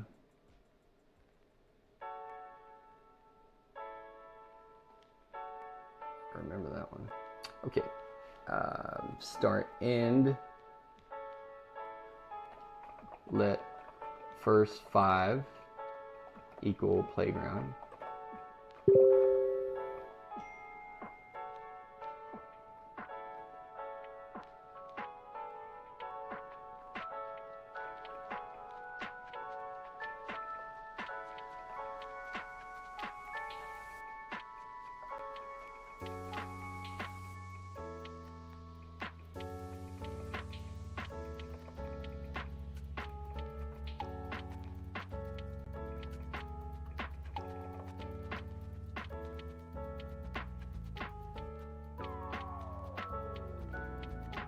Okay, where are we?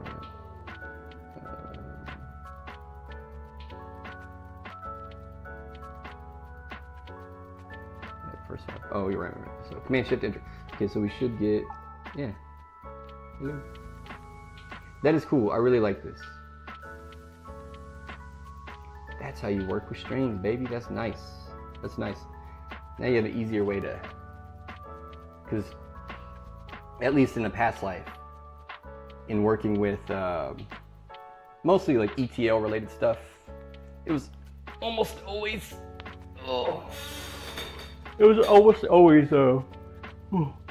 pardon me, sorry. It was almost always a situation where you're taking some busted ass old data format, like for example, a particular company I used to do work with, they had a lot of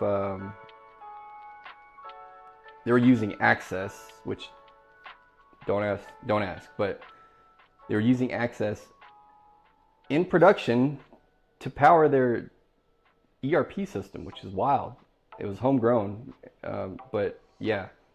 And Access just puts out the nastiest, dankest, most disgusting exports you've ever seen.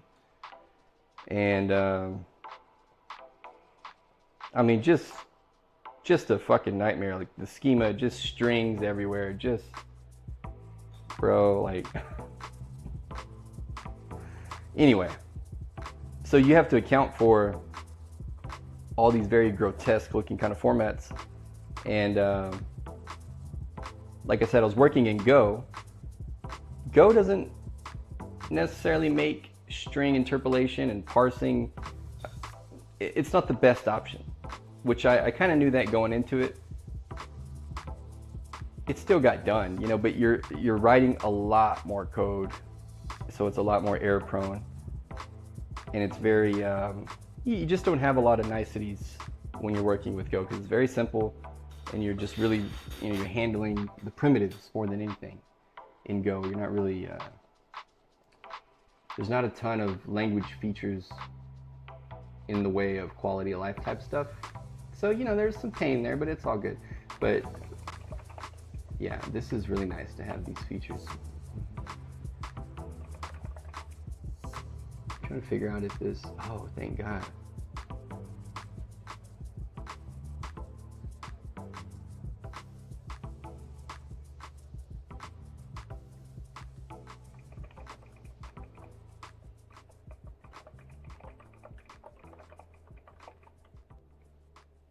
Nice, this is Zyrtec.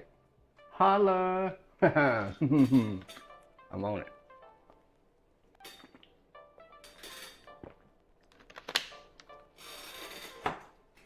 That or it's, you know, hopefully it ain't Molly or some shit. I would never do that. No. Yeah, so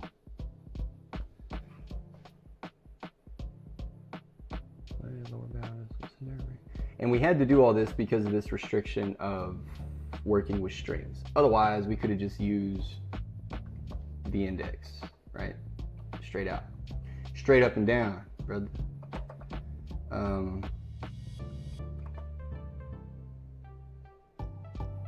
Yeah, okay. A closed range, as you saw in chapter 4, includes a lower bound, an upper bound, and everything in between.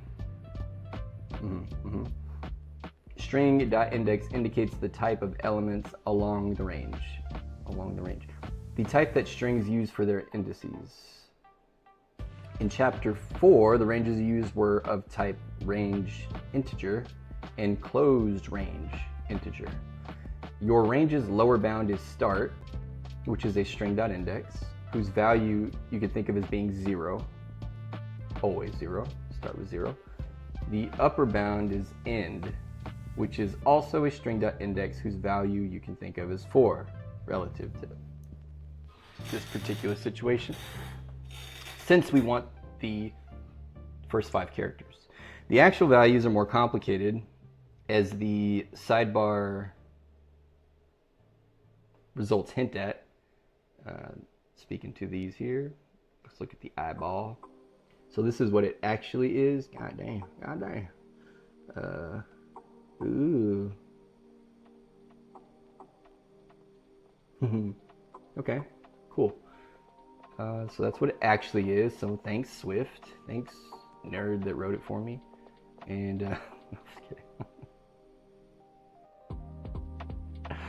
no, just kidding. Okay, so range. Your range lower bound string. Okay. Thus, range describes a series of indices within Playground from its starting index up to and including, i.e. an inclusive range, and including the index offset by 4. Yep. You use this new range as a subscript on the Playground string. The subscript grabbed the first 5 characters from Playground, making the first 5 a constant equal to hello. In addition to closed ranges and the half open ranges you also saw in chapter 4. We did? Oh, I see it. Okay. There is a third type of range, you can use in Swift. The one-sided range. Update your Playground to use it. Okay, let's do that. So, no.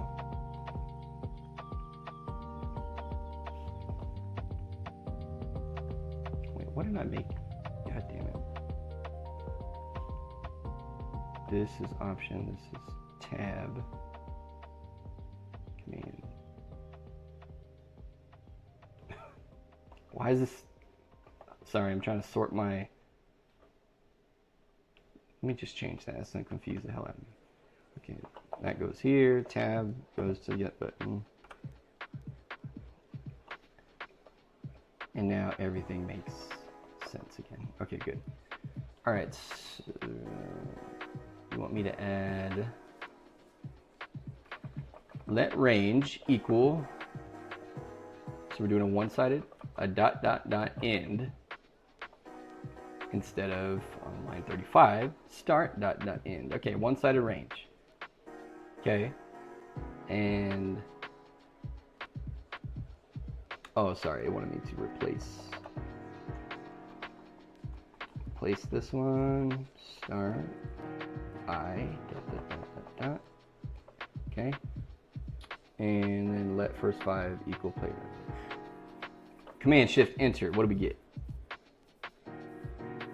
Partial range through.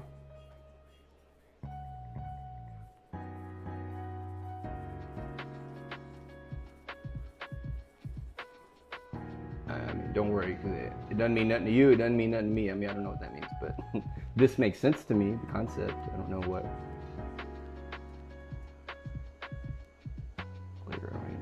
Okay. By removing the lower bound from your range, the lower bound, you tell the compiler that the range should begin with the lowest possible value. Ah, okay. Okay, so let's see.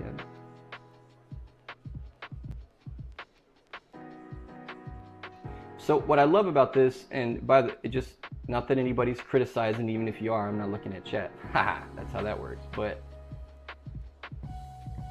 what I like about this, and the reason I'm really trying to stop and think about each of these examples,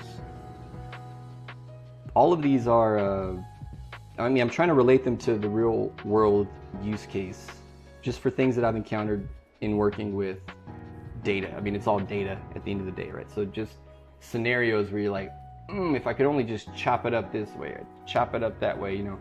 So I'm trying to make these tie-ins. But yeah, I can't stop doting on the book, because it's so, these are great examples, because these use cases are pretty relatable. I mean, I can see where I would use that. So that's good, yeah, because almost always, at least in my case, because I'm thinking of, or not thinking of, I am going to build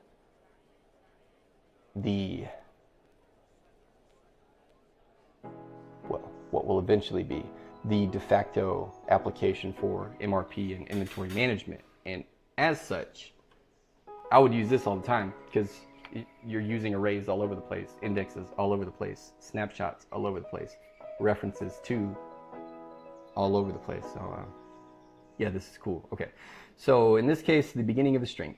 A one-sided range can be created with either the lower or upper bound removed and using either range operator, dot dot dot, or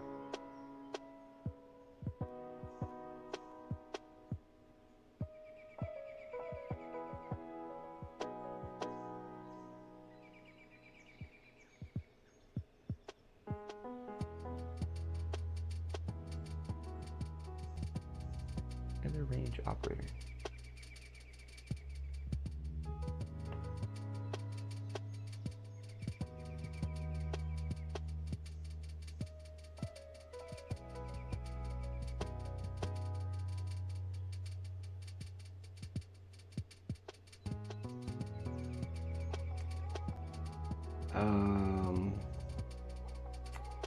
I just want to make sure I'm grasping that one. So what is another way to express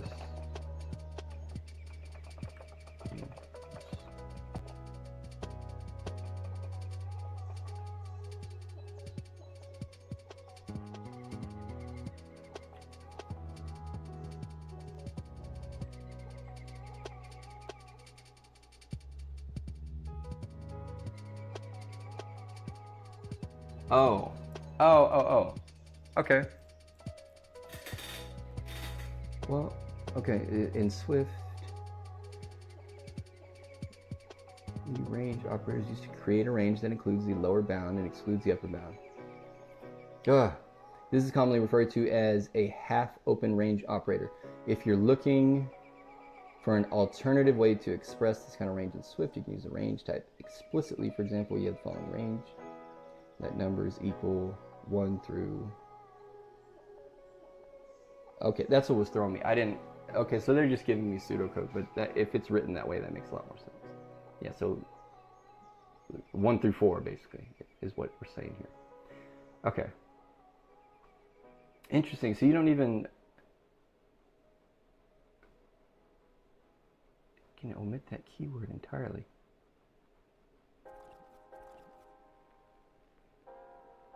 But maybe you like the. Actually, yeah, I think I probably would opt for the range just to type it out, just because from a code navigation standpoint, then you can just search for it instead of having to search for, you know what I mean. All right. Anyway, so because strings are such a central part of communicating with your user, it is no surprise that they have so many features for examining and working with their context. Yes. Thank you. A sentiment all languages should share. IMO. That's in my opinion. Bronze challenge. Create a new string instance called empty. Okay. Let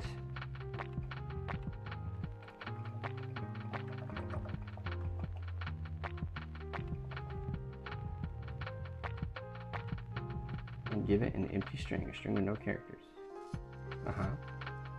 It is useful to be able to tell if a string has any characters in it.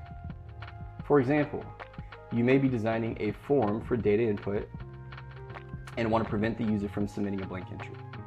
Use the start index and end index properties on empty to determine whether the string is truly empty. Use the start index. Use the start. Okay, let starty equal empty dot start index. Yeah. And then, for example, you maybe tell a string. Use start index and end index and end index properties on empty to determine whether this string is true. To determine what it's truly. How do we do the end one? Offset by 4, but it's in it.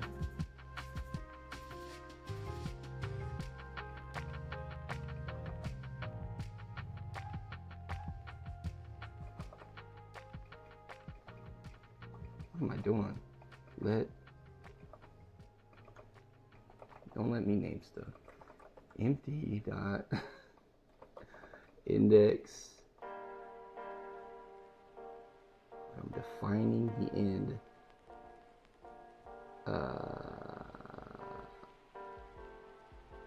Start. But I can't do the range thing yet, right? So what do I offset by?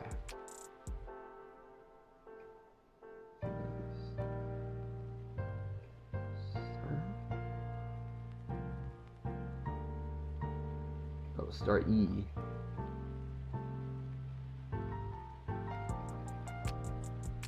I mean, I'm just assuming it would look like there, but would it offset by 0? It's a trick question.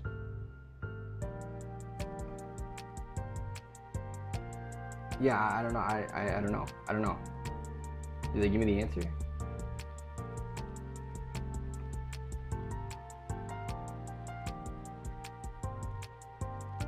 Properties on empty to determine whether this string is truly empty. You already know what's going to happen. Because I don't know. I need help from the Oracle. Actually, let's see if my guy here can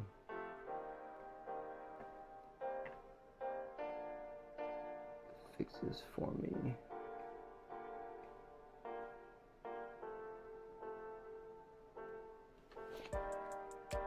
Let empty equal if empty. Let empty equal if empty. Oh, if empty dot start index equals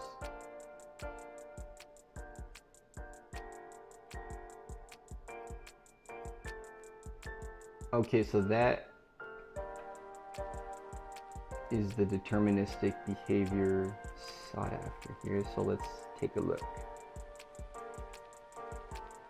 I'm breaking my hard rule for copy paste because I don't know how to solve it, so that's just what we're gonna do. But otherwise you should type it. I do think you should type it. Okay. Let empty equal in. If empty dot start index is equal in value, double sign, operator, double equal sign, empty end index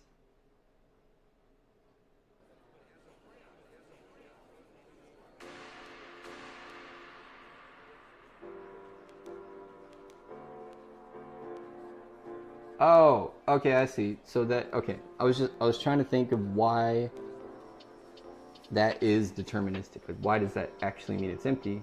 But it means that it's empty because it's going to count when you do the start index every character in the variable, and in this case, there's not one.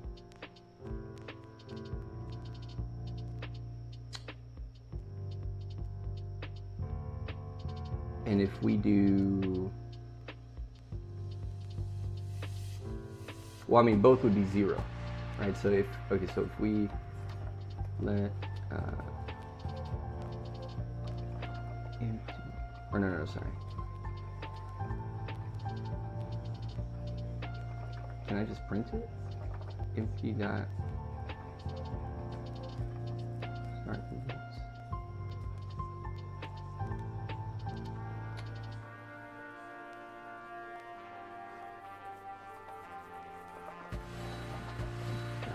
And oh, okay, so there is an end then. So if the beginning and the end are 0, which they will be.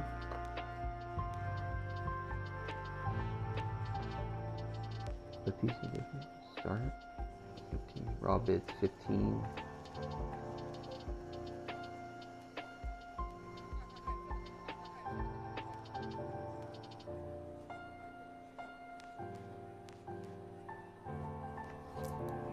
Start index.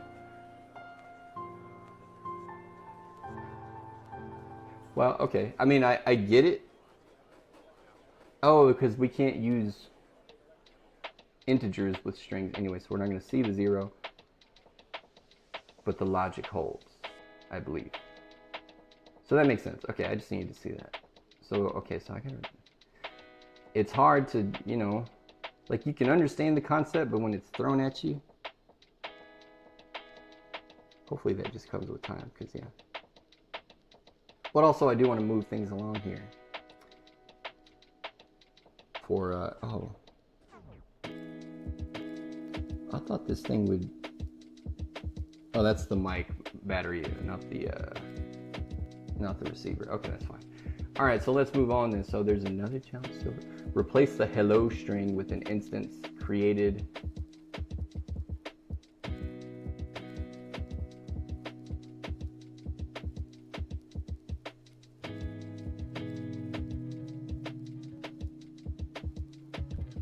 I don't want to do that.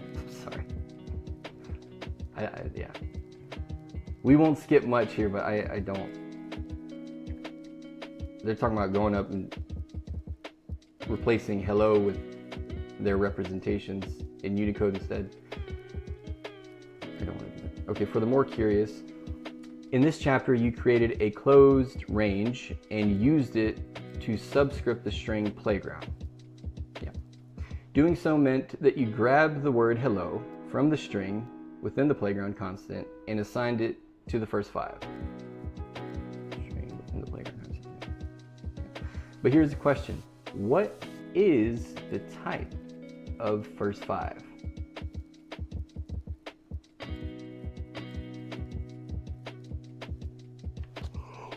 Oh gosh. Excuse me. You might expect it's typed to be string. It's not, it's character, right? But it's not. Option click first 5. Option click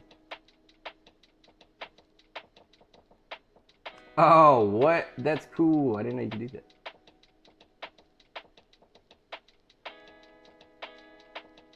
Wait, what? Let first 5. Oh, it does tell you. Oh, it's a string subsequence.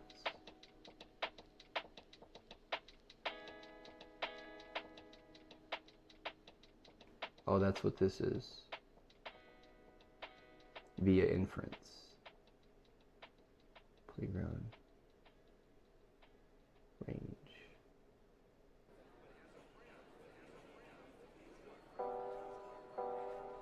Okay.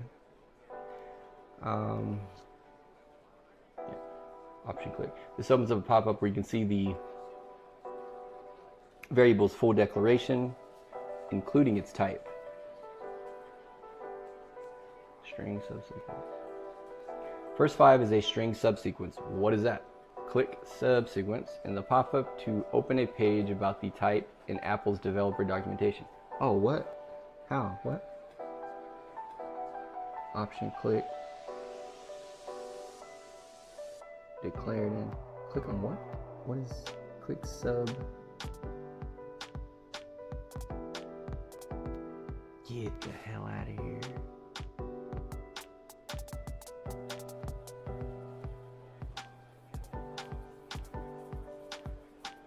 Whoa. Oh man, whoa.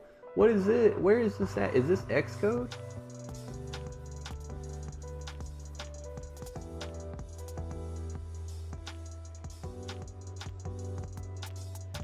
Everything is right here. Damn, man. Oh man,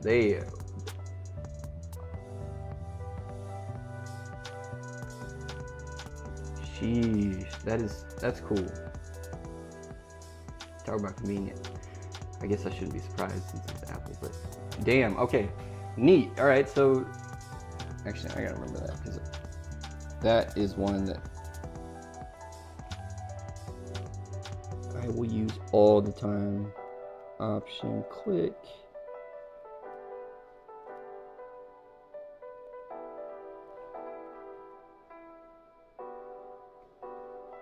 And then you can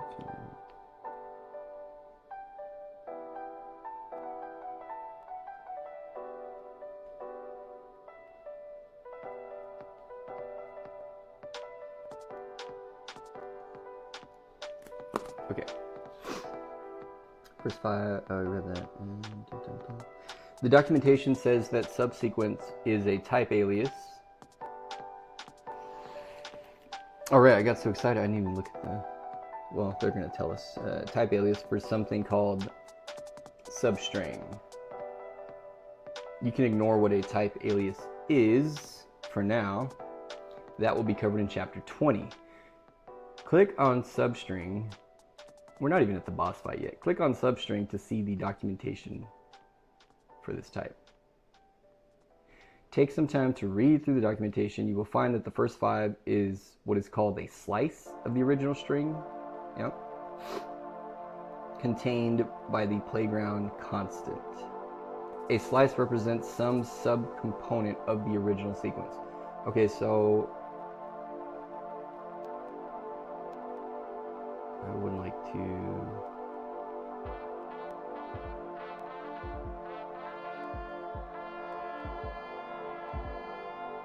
Substring, a slice of a string. At frozen. Overview. When you create a slice of a string, a substring instance is the result. Operating on substrings is fast and efficient because a substring shares its storage with the original string.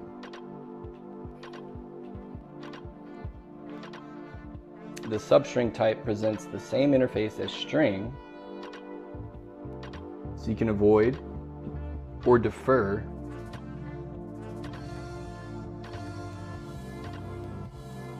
any copying of the string's contents. The following example creates a greeting string and then finds the substring of the first sentence. Let end of sentence equal greeting dot first index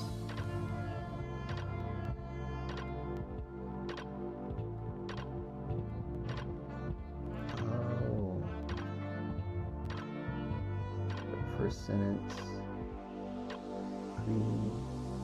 one-sided range, end of sentence.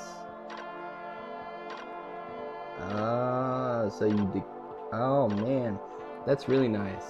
You're saying let the end of the sentence equal greeting dot first index of exclamation mark. So defining end of sentence as the first encounter with the exclamation point from left to right, starting from 0, and then of course let first sentence, and then we just do a one-sided range because it assumes you want to start from 0, so we're already at the very beginning at the H, and we defined end of sentence as the first exclamation point, therefore it works. Okay, you can perform string operations on a substring.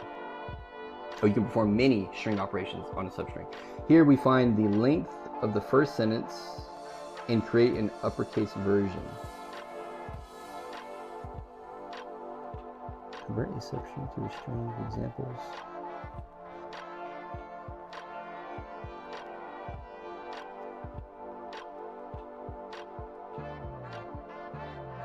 Wow. Okay. I mean, I don't know how much it wants me to read, but that's how much I'm going to read. So take some time to read through. So slice represents. Since first 5 is a slice of a playground, it is a substring carved out of the original hello playground string. Slicing a substring from an existing string does not create a new instance of that type. Slicing a substring from an existing string does not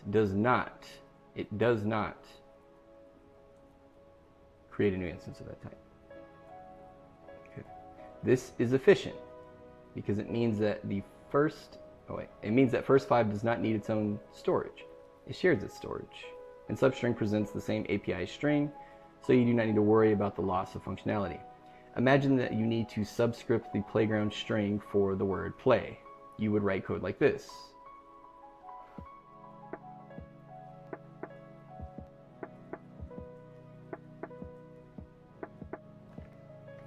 You offset the start index of playground by 7 to get the index for the letter P. This is very similar to that example that we just saw. So, I mean, oh, God damn it. No, what did I do? Yeah, so I'm not going to write this because I think we understand it, but yeah. Right, cool. You offset the start index of playground by 7 to get the index for the letter P. Next, you offset this index by 3 to get to the letter Y. So the start index from 0 offset by 7, so that takes you out to, what's the string? Yeah, to 7, because O was 5, 6, 7 would be the space though, not the P. Oh, offset by 7 though, accounting for 0, so that is 7, okay. Next, you offset this index by 3 to get to the letter Y. Yeah. So from P, 1, 2, 3 on Y. These indices formulate the closed range that allows access to the word play within the source string named playground.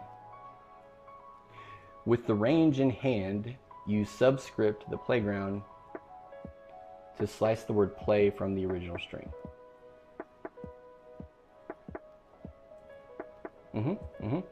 Yeah, I mean, it's making sense to me, so hopefully that's making sense to everybody else, but figure 7.3 shows the relation between, or relationships and types of the 5 variables. Oh my.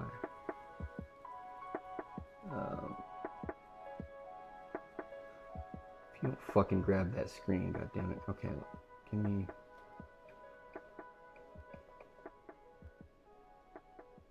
How do the words get bigger and the pictures say it just stays the same size? Come on, mate. I can't even make that thing. Okay.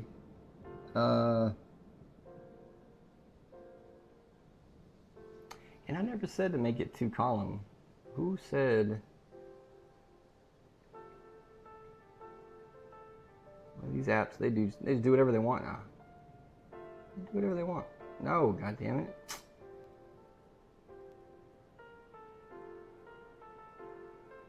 Kindle. File.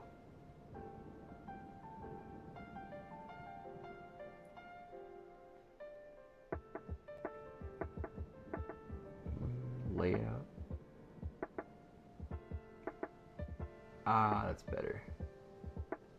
Oh my gosh, yes, it's way better. Thank you. Continue, boy, and tell me I can do this. Bruh. Yeah, okay. And I can go yellow? Oh, I like that way better. Oh my gosh, okay. That's a lot better. Okay, so what's happening? The layout of substrings. Let playground string. Hello playground. Hello playground. Okay. Let's start.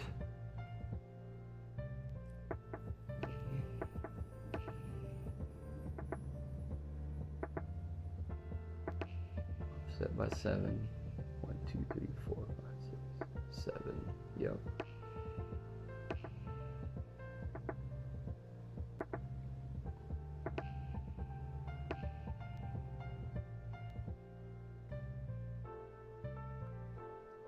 Let play assumptions.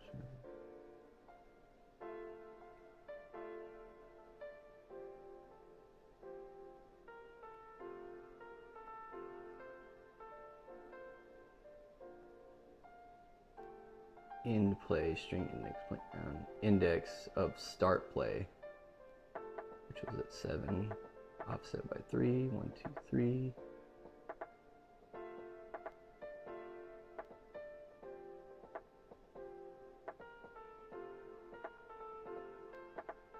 End play, so start play through end play. Okay. Yeah.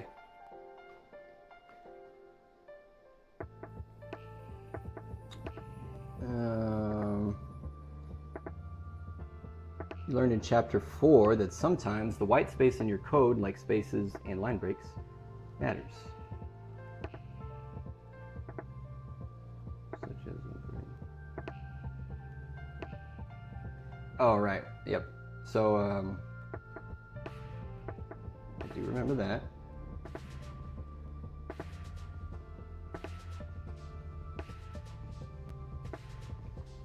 So we can't do, like, we can do this or this, but you can't do this.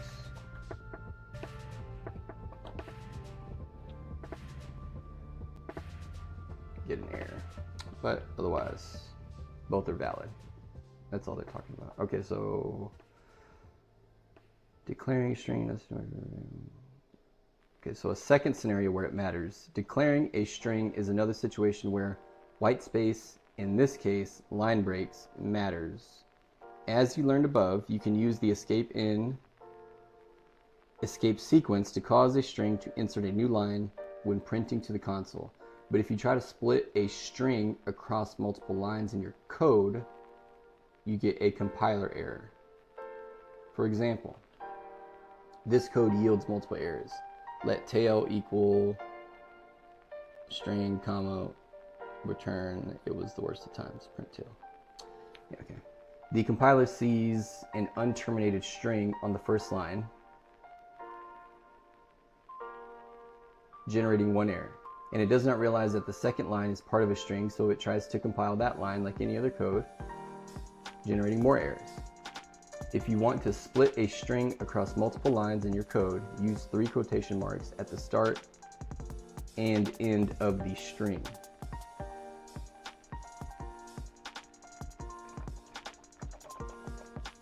Tail equal boy bye, girl bye,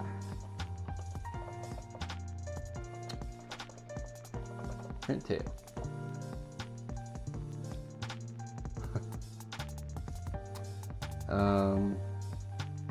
Or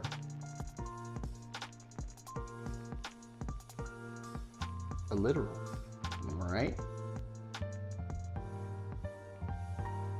So it didn't, but it didn't.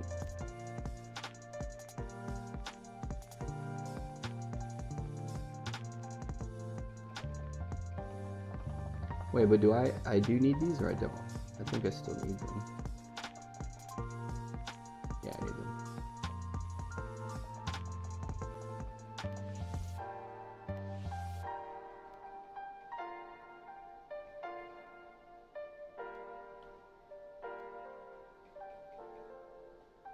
Okay, so it's still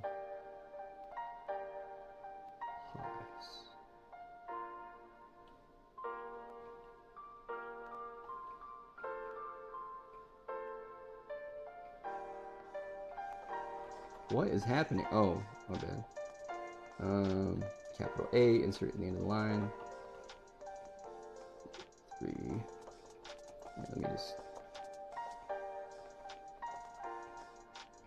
do as they do. Okay. Okay, so multi-line. Okay, yeah. There are a couple important rules about multi-line strings. The opening quotation marks must be followed by a new line. Okay. Here must be new line. So I can't do that. Okay.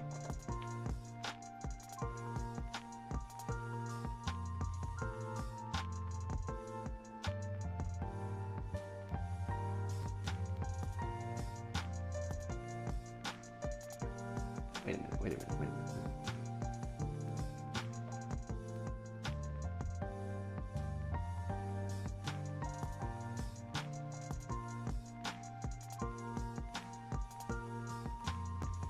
Okay. The closing quotation marks must begin a new line. Okay.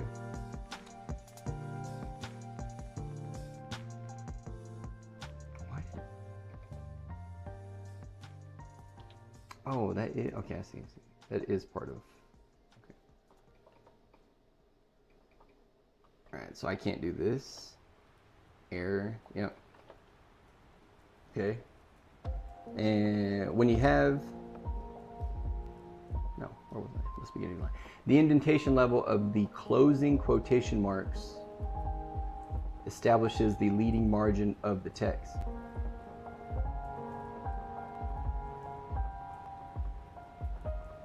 The indentation level of the closing quotation marks establishes the leading margin of the text. The string above will be indented when printed to the console because the text is indented relative to the closing quotation marks.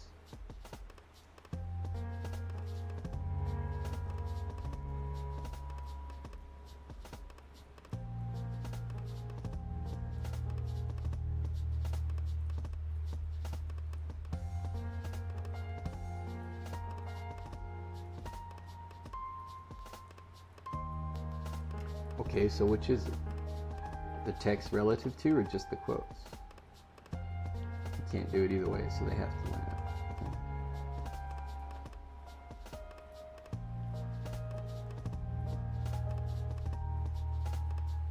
Doesn't look indented though.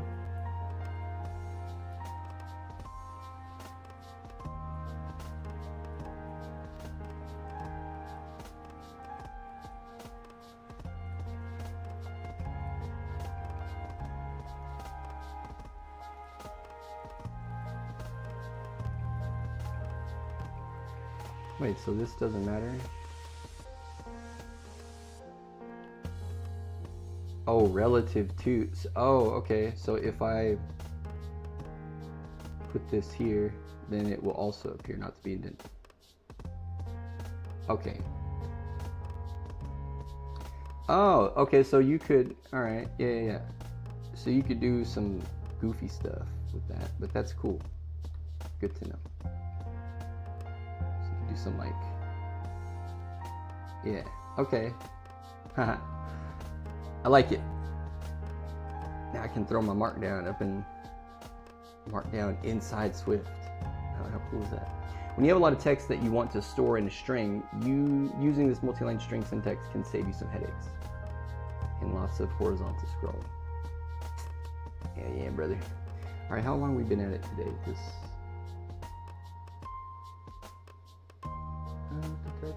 2 hours 21 minutes. All right.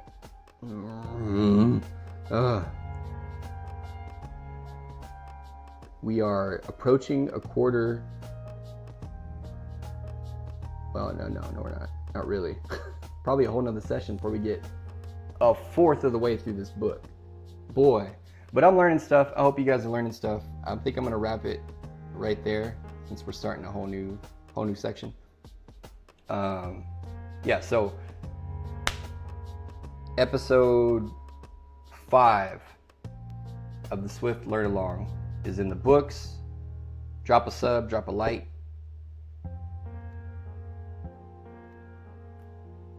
And what I don't know, whatever else you can give it all. Send it all. Send it to me. My address is my P.O. box in the description. My Cash App is on screen. And no, really though, seriously, I don't know. Bad joke, but follow along. I hope you liked it. I hope you come back. We're gonna keep on doing this. I will be streaming tomorrow. And just so you guys know, for any newbies that have happened upon this video, like I said, this is episode 5. The episode count is really more for people to follow along after the fact if they find the videos on YouTube or whatever. But like I said, we're going to do this whole thing through Swift. Then we're going to hit SwiftUI, which is the new front end. It's replacing AppKit and what's the other one? Storyboards. Yeah. So we're going to learn SwiftUI after this deep dive into Swift, and then we're going to move into iOS programming itself, and then we'll start to build the guts of MRP Panda. That is the name of our flagship application coming out first. Not the only one, but it's going to be the first one, and it's going to be great. It's going to be awesome, and it's going to upend all these bullshit ERP systems that are out there right now, charging your firstborn just to get a goddamn system you can run your business on. Sick of this shit. So we're gonna do something about it. Coming for your ass. SAP and Oracle and whatever the hell else. But yeah, it's gonna be a good time. It's gonna be a grind. Dial in, lock in, buckle up, strap down, dress down. I don't care. Just come back. I'll be here. We're going to do this. Hope you had a good time. I'll see you guys tonight on the Halo stream. If you like Halo, don't forget, I'm going to be streaming on X, on Twitter. I stream on the same account. All my streams are on the same account. So you can follow me there. And actually, let me put up my super official. Ooh, official, baby. And yeah, so on Twitter, I'm Talrone. Look me up, follow me, like me, all that stuff. On YouTube, for the Halo stream, you can look for like I said, it'll be on Twitter also, but on YouTube, it's going to be Nico X Gameplays. Nico X Gameplays, all right? But just follow me on Twitter so you can see it. I'm also streaming on YouTube. It's called 100 Days of Ranked Halo. So you could also just search that, 100 Days of Ranked Halo. Otherwise, guys, I will see you tomorrow. Thank you and be blessed. Go and be safe and make good life choices. Good day to you.